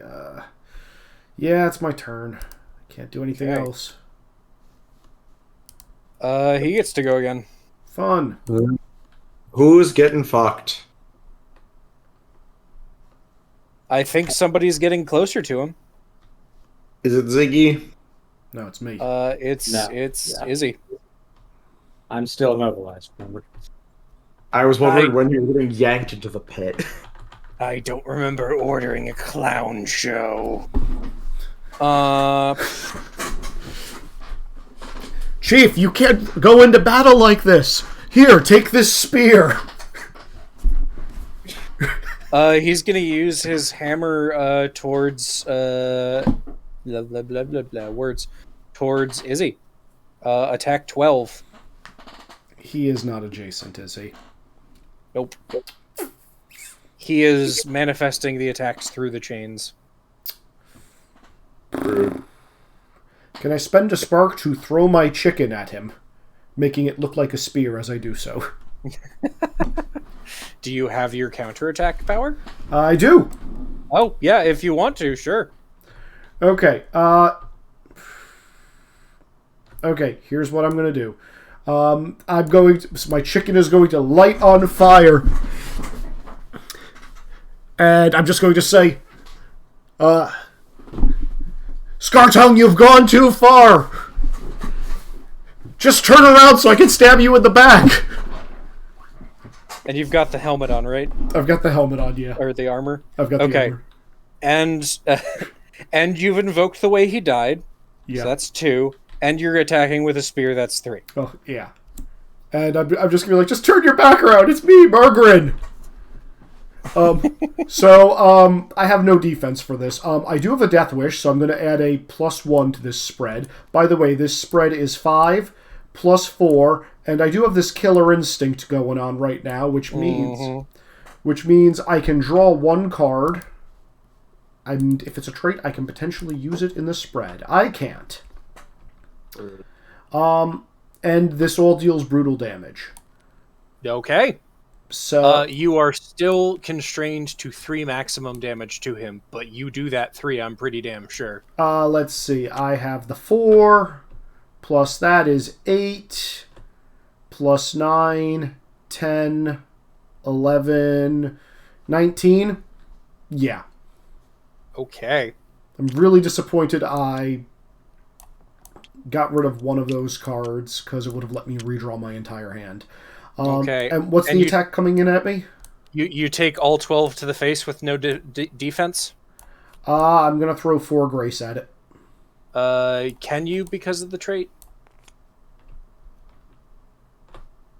Which one? The trait that lets you hit him when he was attacking you. Death Wish. Oh, hold on. Reckless. Yeah, reckless. Discard your barn. You cannot defend. Nope. Okay, I'm taking 12 to the face. Okay, you take 9 brutal damage, which I'm pretty sure just fucking kills you there. Yep. Who are you joining? Spirit of Pout? And which trait are you using? I will look through my traits in a minute. Okay. I have to join a member of the wing. I can't join an ally, correct? Correct. Okay. I'm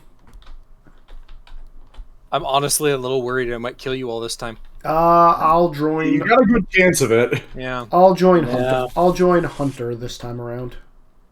Okay. All right. We get 2 PC. Can I go to redraw my hand before defenses have to be made, or do you want to go, Ziggy?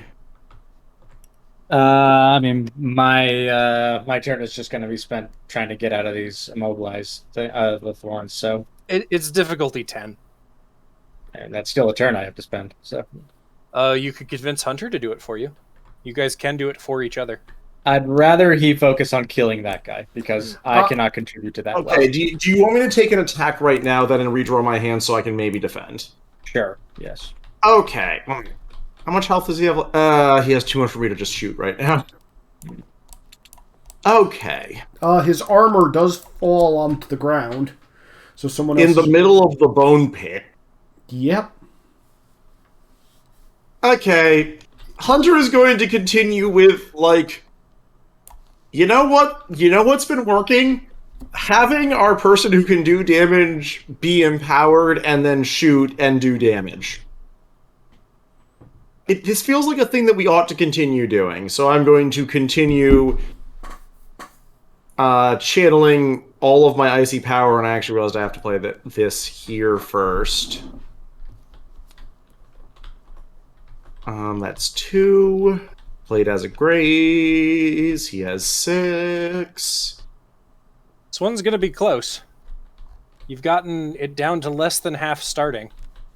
Yup. Okay, so what Hunter is going to do is Hunter's actually going to go, oh, I have to be like it alone, and I don't want to be like it alone. Okay, you know what? Whatever. We have to do what we have to do to kill this.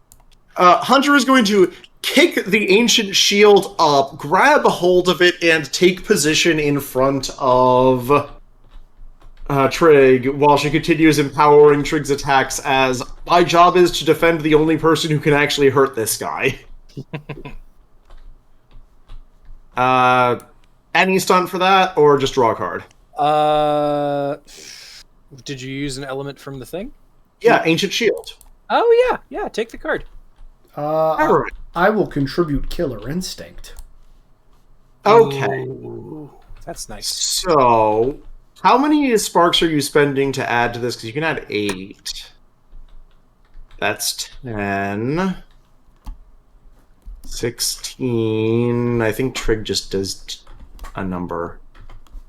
Trig adds nothing. She gives you enough ghost. She gives you a set number of ghost light. I don't know how much she gives because I've not been doing a shit ton of damage. Yeah, well, she gives you 2. I'll just tell you. Oh, okay. So we can do 2 wounds. And once again, the explicit thing is, if her ghost light is used, she is the one actually inflicting the wound. I'm fine with that. You are creating openings. Yep. I'm creating openings and keeping the chains off of her.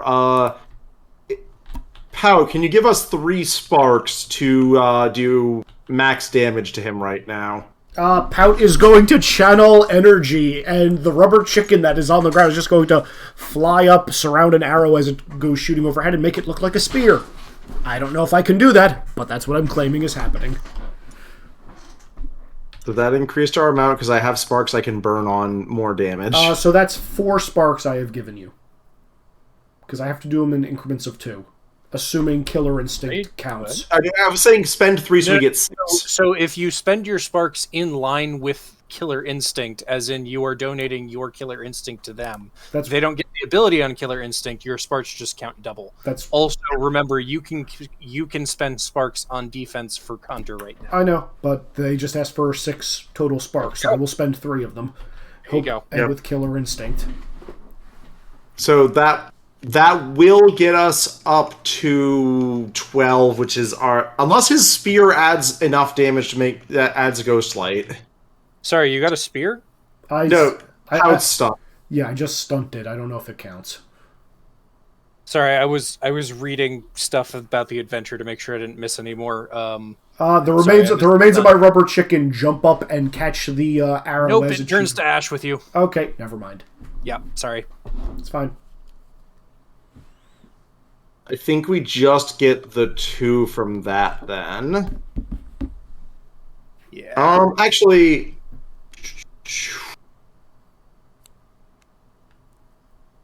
I'm trying to think of how I can use one of my skill specialties to save Chronicle.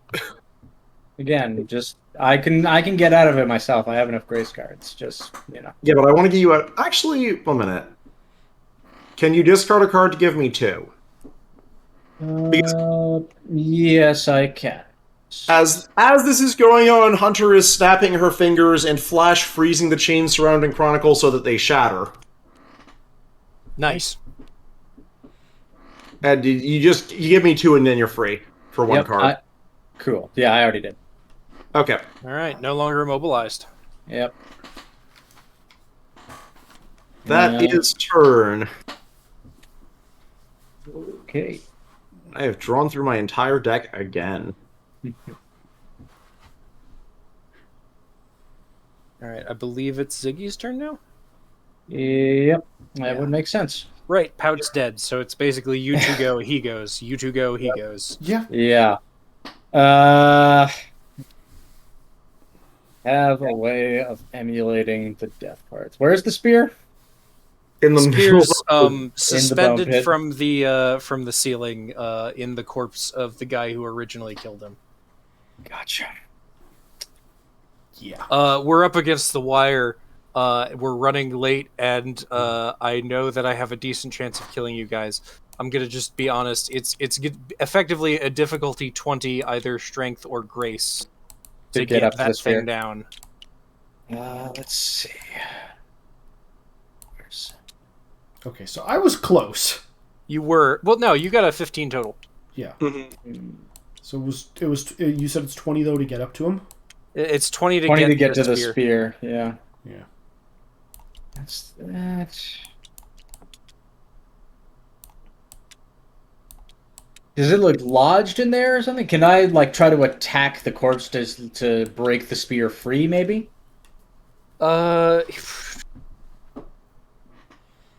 Corpses. He's impaled on his own spear, so he is tied up in the chain, suspended near the ceiling with the spear inside him. Oh, okay. It's already inside. I see. Mm-hmm. He killed his chieftain, then himself. Right. I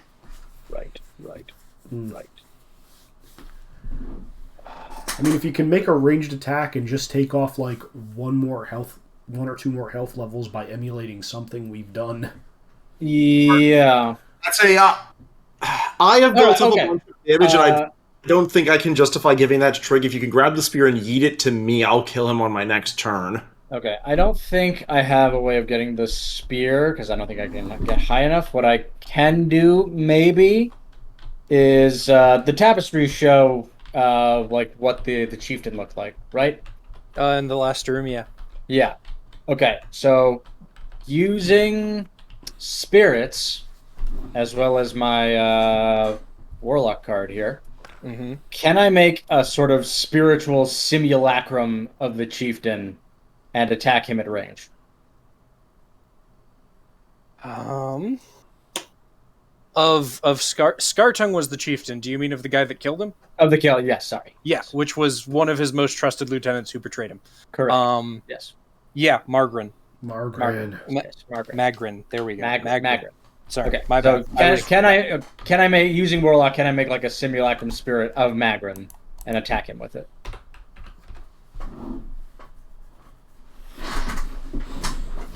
Huff. Warlock is usually fallen craft. Have you made a deal with a minor fallen in the past and you're calling it in? I mean, I might have. That is kind of what the whole misspent youth thing was about. I have so many questions. Look, when the order fell apart, I was in a bad way before I became a monk.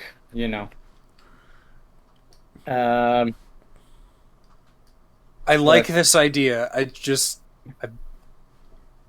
Sorry, what's the text on Warlock? Yeah, I'll go for it. Study the fallen folk, how to bargain with spirits, great and small, along with the many dangers of making such deeds. I'm going to say yes if you want to spend either 2 sparks or a health level on it. I'll spend a health level on it. Okay. Best thing for And doing it that way will turn the card into a 5. Okay. Great. Nice. Oh, wait. This is an attack spread? Yes. It'll turn it into a 3. Okay. 3 is fine. Okay. So with that, so I'll use these. Oh, actually, yeah. Actually, if I want to use all my cards, I can't actually use Passing Pain. I have to use Shining Mirror instead. Oh, did you shuffle Exorcist back into your deck? I thought it stays out. Did I? Oh, shoot. That's my bad. Yeah. It's all good. I must have. Yeah. No, I got it. I got it. Sorry. You got this. You need to hit 15. Yeah. Okay. There's Exorcist. Okay. But yeah, so I'm going to use Shining Mirror for this. So switching combat styles, just because it matters more. And then, so once again, so ignoring Exorcist, which I'll put over here. So it's the 4, 3. Ooh. I'm going to use Savior because I am attempting to save pretty much everyone that's not this guy by doing this. I'm okay with that. Yeah. It's still a 1. But yeah. Yeah, it is still a 1. That's fine. And you said Warlock is 3, so that's 3, 7, 10, 11. Draw the card for Savior, and then you might be able to add to the spread. That's correct. Yes. Come on, Grace. Oh, there you go. Misspent Youth. So that's pretty much what I was talking about before. Mm-hmm. Draw 2 and cards. then draw 2 cards. Yeah, I had a lot of card draw. You might come on, get a Grace. No, it's not a Grace, but it is Intellect. So okay, so this one has to go to the bottom of my deck. So, but that is another Intellect, which I can use because of Shared Strength, because I can use 1 card as a Grace card regardless of the result. What are you at, Ziggy? Yeah, that's... So, oh, yeah. That so is that's a legal 1, spread. So that's 3, 4, 8, 13. 11, 14, 15.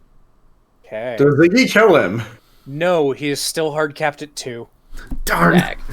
Oh, so good. Which is me being very generous for you giving up a health level, because technically by raw numbers you should have been at 1. But Right. It's so good. Yeah, unfortunately I can't use Passing Pain to give him a wound because I had to use Shining Mirror for this. So yeah. It's such a good turn, though, Ziggy. Yes. Good job, Ziggy. You did more than I did in this fight. And draw back up, please. Yes, I shall.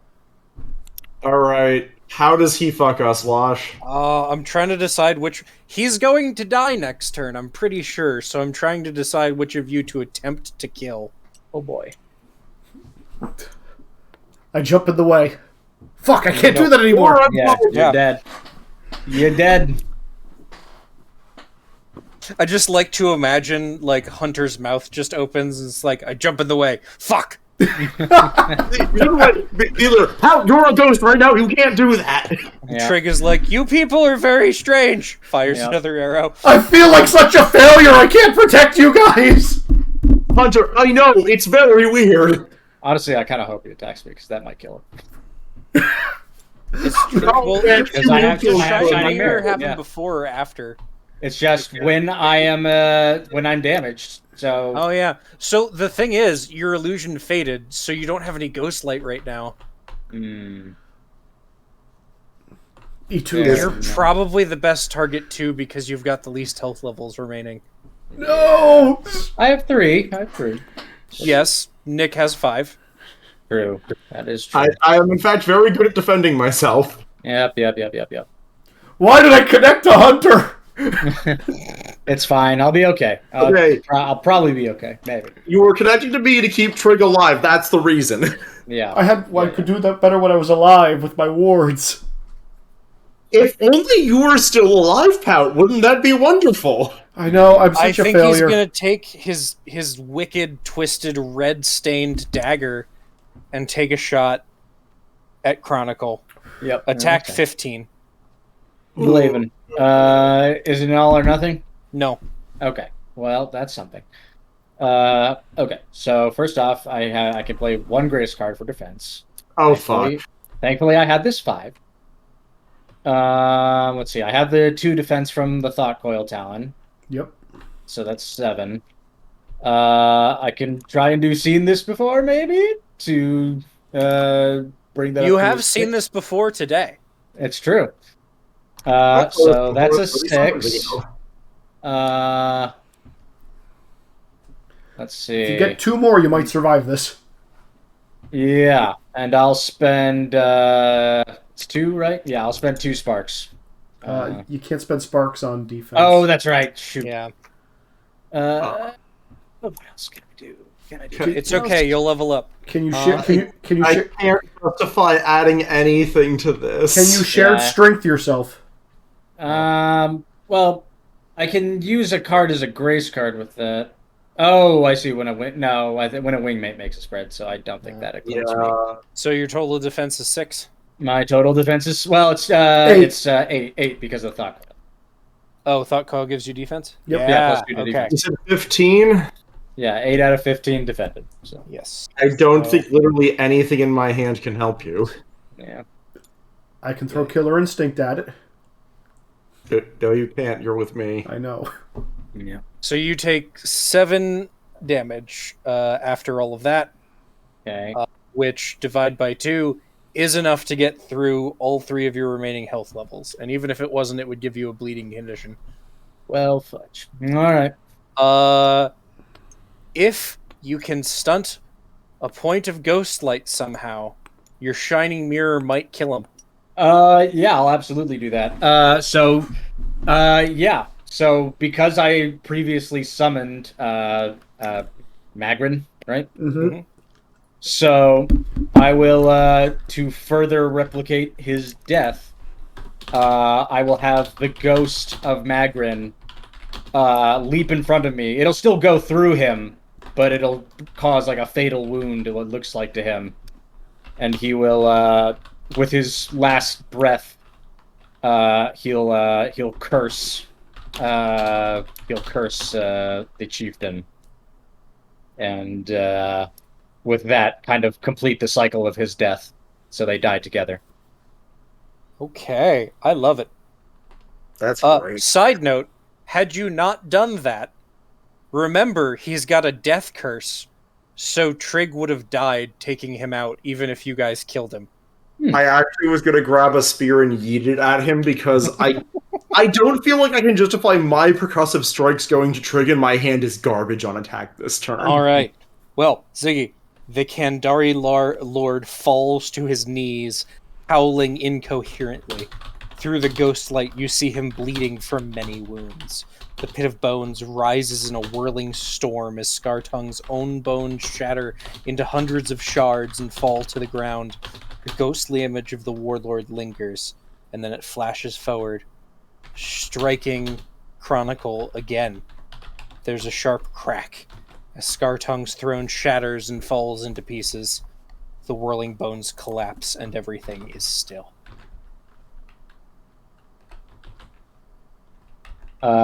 As I slump to my knees, with this wound, this fatal wound going through me, I will look up at Trig, and I will, with my dying breath, say, "Tell Rin, the flame always burns." And then I keel over. Nice. Ooh. Well, all right.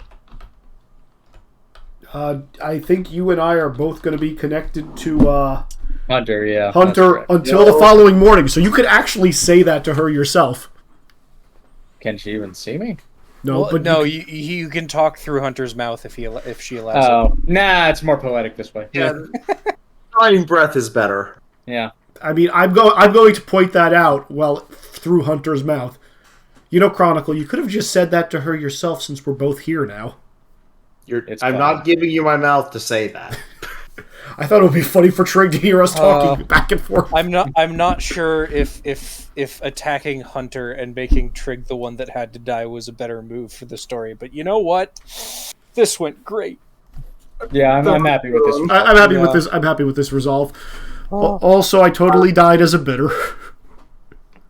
I think I. Do you feel that at your moment of death or at the end? Because I think it's your moment of death. It was my moment of death, mostly because A, I couldn't do anything, and 2, I promised Oryx that I'd be coming back.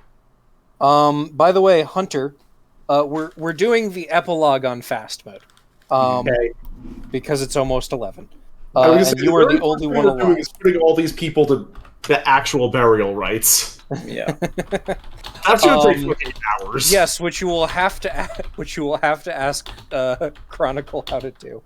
It's going to be hilarious. You're just going to be talking to yourself like, oh, and which embalming tool do I use? Not the salad fork. Yeah. I asked Trig about what the proper burial rites are the entire way over because Hunter's been very concerned about this. Let's see. Ren survived, so the flame survives. You guys can find a casket with some phoenix ashes in it. Once again, we're doing this on fast mode. Is it Ren or Rin? R-I-N or Ren. W-R-I-N. Oh, like the bird. Rin. Okay, yeah, I like the bird. Is that here or in the area? That was here, it looks like. Was the thing I kicked open? Yeah. You bastard. Okay. Well, I guess that will probably be coming back with us as part of blessing this. Oryx is still alive. So Oryx will ask, I guess, Hunter to bless him and anoint him as the chieftain of the Olvari tree, as part of the victory celebration, as the Endor Ewoks are singing everywhere. Hunter's gonna make sure the other Olvari are okay with that, but is otherwise fine with doing so. Do you want it to be him? Or if you want, and it is completely up to you at this point, you can make a leadership diplomacy grace spread to try and convince them to make Trig the new chief. Okay, first question before any of that is, Hunter just, would Trig even want that?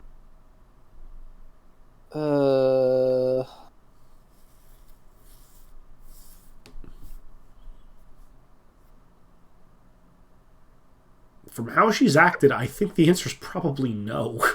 Yeah, like...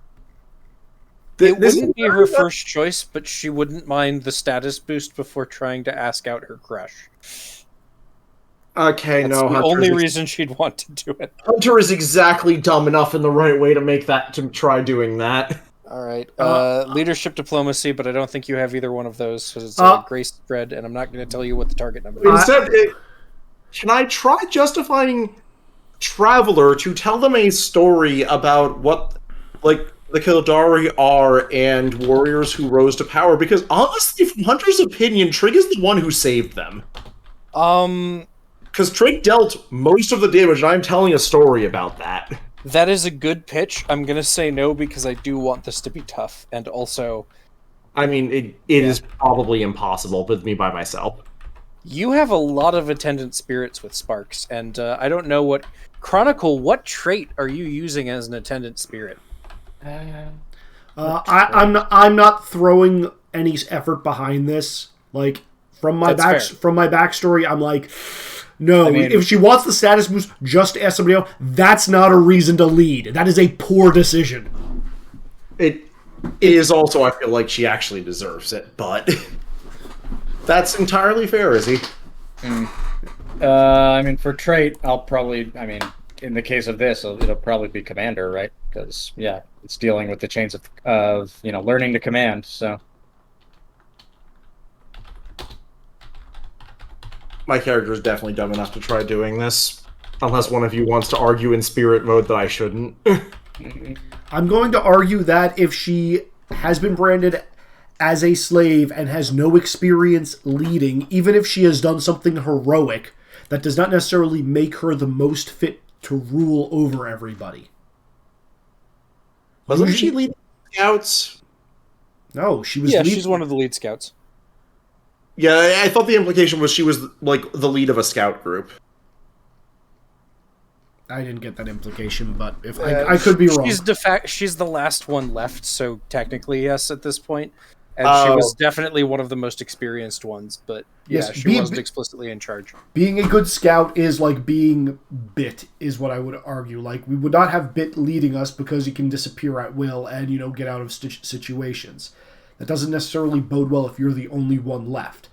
The leader of a group needs to be the first one on the front lines, being willing to put their life on the line for everyone else in the group, and also make wise decisions to keep everybody safe and alive.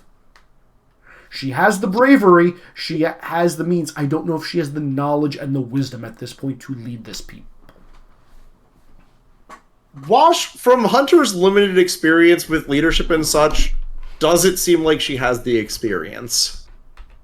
She's got the heart for it. Does it seem like she has any of the brain for it? She's grown up in the tribe, and she was one of the three people considered a leader when there were 70 to 80 of them left. Okay, yeah, no, just from backstory, I'm absolutely trying to do this, even though it's probably a bad idea. There is no bad choice for leader here.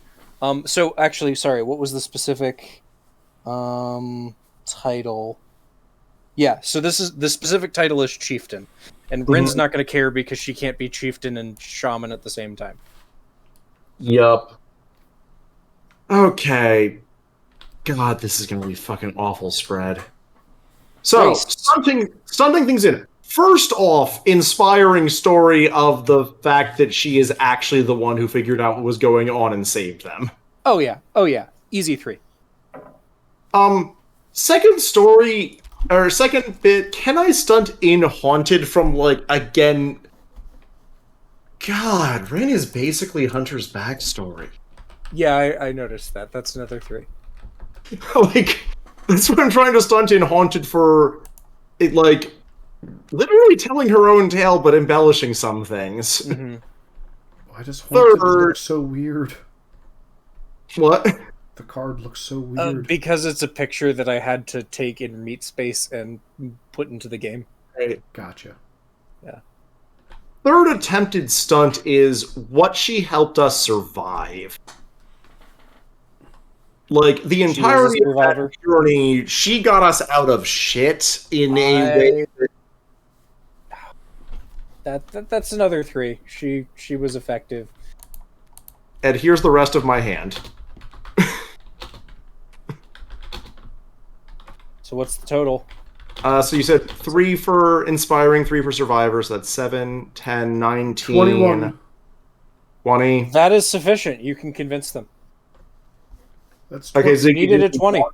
Do we want to boost this to 30 to try and give them actual, not just convince them, but make them think it's the right decision? So Nick, before you spend your sparks, do you want to make one more fortification spread as it's the last remaining Phoenix? This is effectively... Yes, you May can I draw another hand for that, because yes, I do. Okay, I'm not sure if you want the sparks for that or not. And this is working towards the long-term stability and viability of the Olvari tree and the Bloodroot area. Okay, Ziggy, question, do we want to try and hit 30, because Commander, I think, actually works for this stunt? I'm already or dead. Make them accept an unusual leader. Got 5 sparks left that you can use. I have 5 sparks left, so I can use those. But that just brings us to 25. I don't think I can use any traits or anything. No, it's right? What trait did you use? Because if you're spending sparks in line with it was commander. Oh shit! So that's plus 10. Yeah. Oh, yeah. We count that gives us a 30 for believing that this is the correct decision. All right. So I can get you up to 30 without even spending the sparks. So there we go. You have to spend the sparks. You can spend double.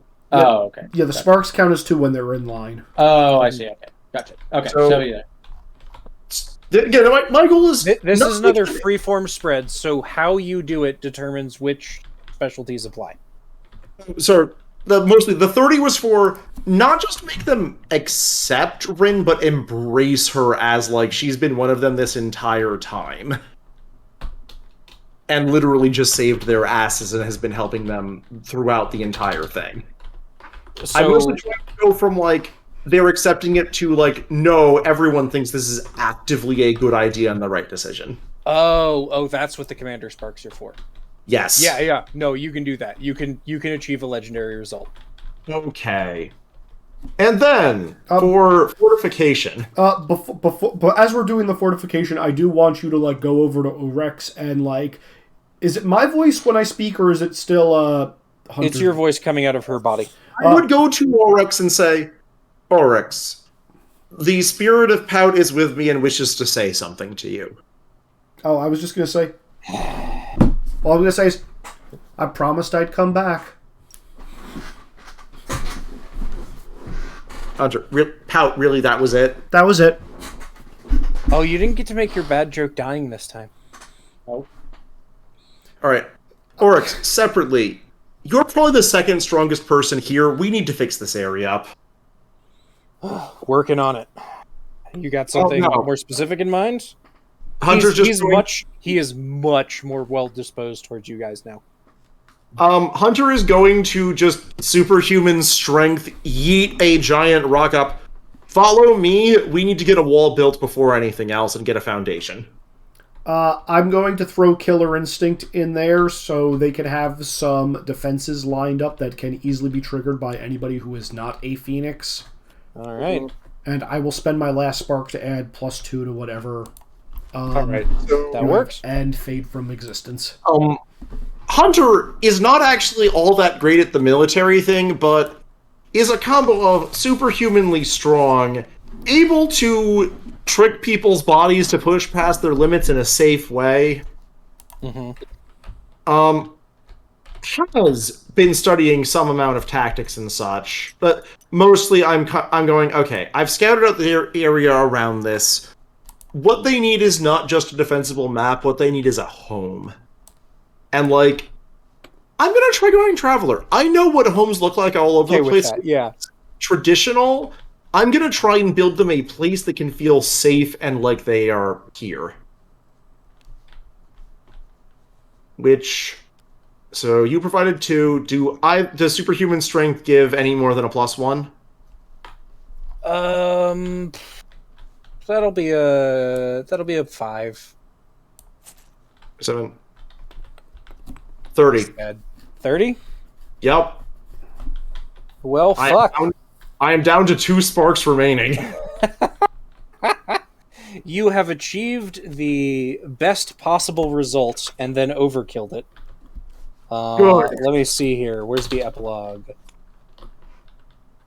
Total fortification points. The Olvari are in such a strong position that their tree will come to dominate the region and absorb many weaker branches.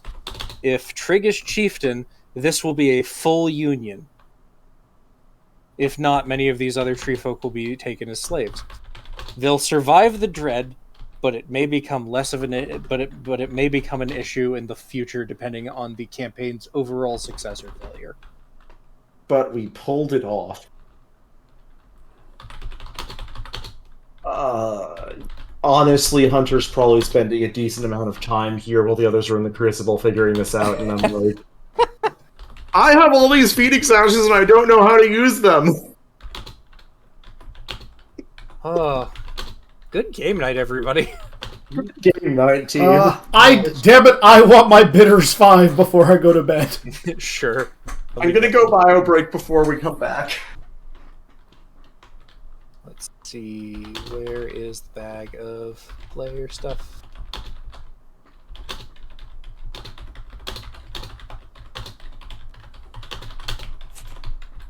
Ziggy, how do you feel you died? I mean, also, thank you very much for sticking it out. Yeah, that's fine. Right now, I mean, I don't think it wasn't. I mean, sort of devoted, but could have also done Dauntless for this one since I was protecting people. Let's see. Yeah, actually, kind of knowing that I was protecting Trig. Yeah, probably Dauntless. I'm a fucking failure. Here, let me get the relevant cards out for you. Hey, look, Vampiric Thirst. Whoa! Which one's that one? When you draw an affliction, 5. choose another member of your wing to suffer 1 wound. Commit 1 spark to Vampiric Thirst. Interesting. I don't have any afflictions. Yeah, Is it- you guys killed the. Oh my god, you guys had this on easy mode because that first enemy can give you guys afflictions, and you killed him before he got a hit off. Hi. That yeah. is true. Hi, I'm Pout. Have you met me? I was very worried Izzy was gonna die in that first encounter. No, I was not afraid I was going to die. I knew, okay, I just need to increase the damage per hit. I was not afraid of dying. Here you go, Izzy. Any lesson and any trait of the 4 that are left. When you make a skill spread, Oh, and this card as well. Yeah, there's your fucking options. Oh, right. Actually, here's a question. Ziggy, what are you taking for this life? We were talking about that. Well, like I said, probably Dauntless, since I was protecting somebody. Durant? Durant, thank you, yes. All good. Wait, Durant, because you weren't tough enough to survive what was going on? Oh, because I wasn't tough enough, but I was also protecting Drake. Oh, yeah. So, That makes sense. yeah. All right. What rank are you now, Ziggy? I'm rank 3 now, I think. I've only This was died your in second death. Yes, this was my second death. Mm-hmm. Okay, let's get you your cards. You do have access to a trait this round. I'm just gonna take a minute and pull out all the stuff that you actually have as an option. Okay. Oh, boy, I'm getting Rank strength cards 3. now? That's weird. Well, it's a trait, so you can still combo it in. I believe you get a 5, or no. You get a 5. Is there a 5 in your deck? I'll pull Yes, up I have a Grace 5 in So my you deck, get to yes. remove a card from your deck. Yep. Say goodbye to a 2, most Yeah, likely. that's true, yeah. Let's see, where is this? Oops. I'm Oh, pulling Jesus. up the chart for what you do for this because... So rank 3, you gain a health level, you gain 2 sparks, you remove any one card, and you gain a trait and a lesson from the school of your death. All right. Well, I'm gonna get rid Here of. are all your options right here. Okay, thank you. All right. Well, I'm gonna get rid of the Grace 2. Where do I put that? I'll just I'll deal with it. Yeet it into the mystery GM box. No, I deleted it. The Y is right here. Oh, there was another one out here that I deleted. Yeah, that was the one I took out. But okay. Oh, okay. So what are these ones? Cursed, Pyromancer, Intellect 4. Wait, Pyromancer? Pyromancer. It's here. Wait, I mean, what that's are you part of looking this pile here. Is this somebody else's? Whose is this? Isn't that your deck? No, that's not my deck. I don't have Pyromancer. My deck is right here. Where's these are cards in Pyromancer? your deck. What's Or that? These are I don't know who those are, but they're not mine. these are Eric's cards. Oh, okay. Why are Eric's cards over near you? I have no idea. We are good at organization, Although guys. I wasn't sure. Yeah, okay, whatever. Okay. Wash, why can't I see the back of this card? Which card? Uh, Oh, Vigor- because of bullshit. Here we go. I found a hack for this. If you lead it on something, the text can be seen.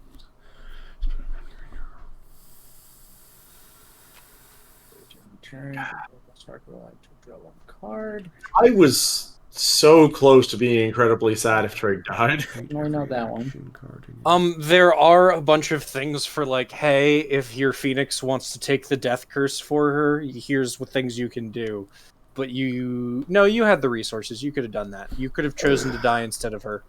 I absolutely would have. 100%. Impenetrable You've hide. only had this you've only had this gay NPC for 2 hours, and already, if anything happened to her, you would kill everyone around you and then yourself. I mean, yes, that is literally my character.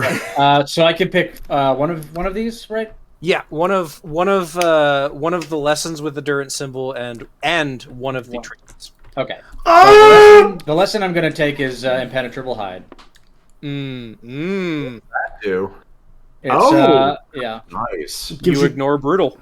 Yes. That seems handy for somebody who has a lot of wounds and juggles them a lot. Yeah. And for this trait, let's see. Hide your health levels now. Use this card and spread, draw one card. In addition, you can discard one condition. Ooh, that's good. Stream steal. Man, if I ever get a Durant life, it's going to be hard for me to not take Tactical Genius. That's spread. Current health levels. Yeah, I'm gonna take Shrug It Off. Very nice. Mm-hmm. Yeah. All right, and those are my two choices. Okay, Yeah. so I'm definitely taking Bloodthirsty. What does What's that one do? do? It has a value of 5 if it's using an attack spread, and if I wound the target, I regain 1 health level. Oh dear. Was that the level 5 or was that something else? That's a level 3 shock. Wait, what are the level 5s? Right here. Feed on Fear, draw 1 card.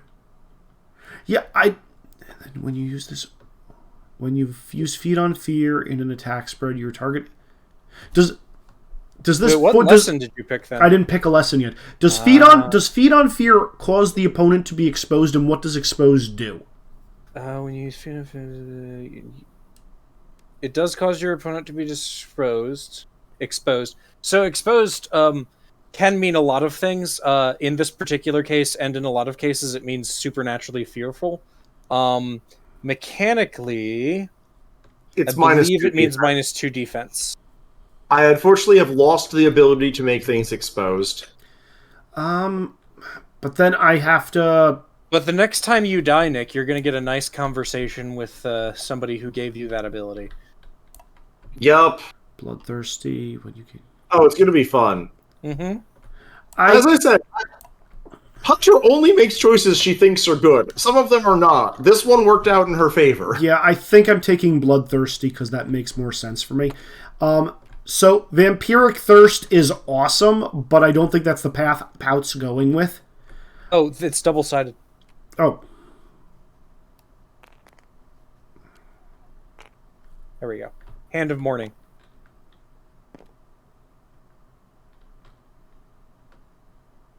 Yep, nope, don't give a shit. Don't. I know. She's always the first one dead. There are other builds. But yeah, all lessons from, I forget if it's rank 4 or rank 5 up, are double-sided. Yeah, Yeah, it's rank 5 up. Whenever you... Okay, so it's I either want Bloodbinding... Where's the other rank 4?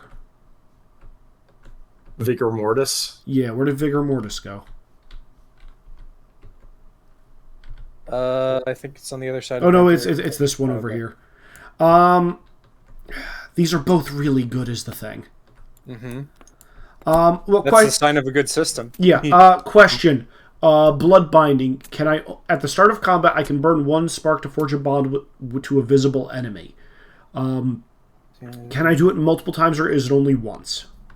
At the start of combat. My default internal says 1, but I will maybe Google that. It doesn't have that hard definition. Yeah.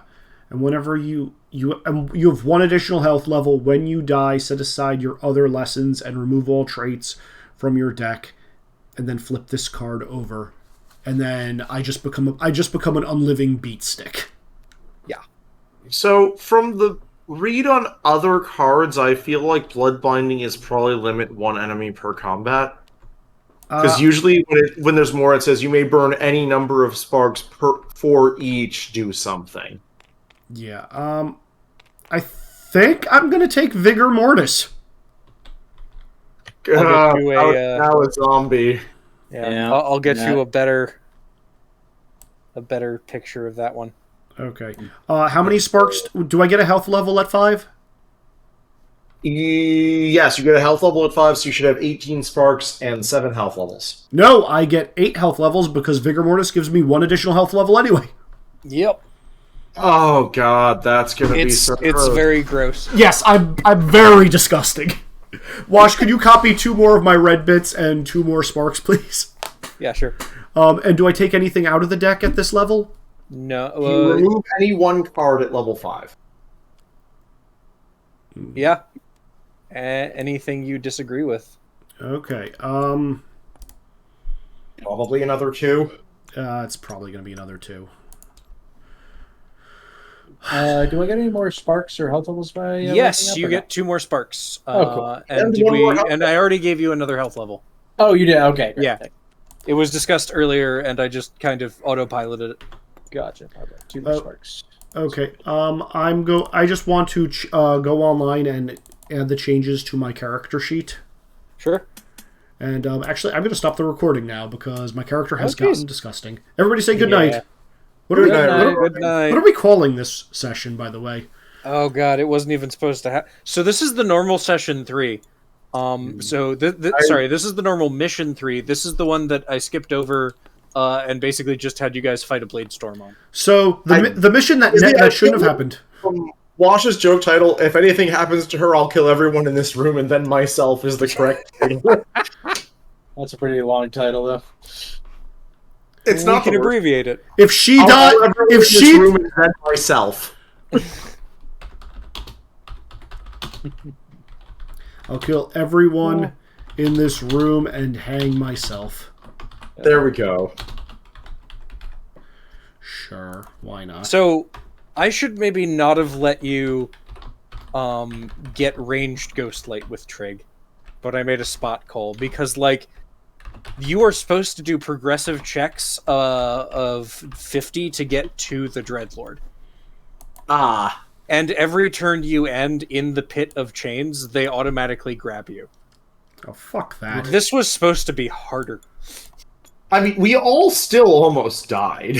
I mean, on the flip side, he's not supposed to be able to melee attack from range between the chains, but I wanted him to be able to touch you guys with more than just the chains. Derp.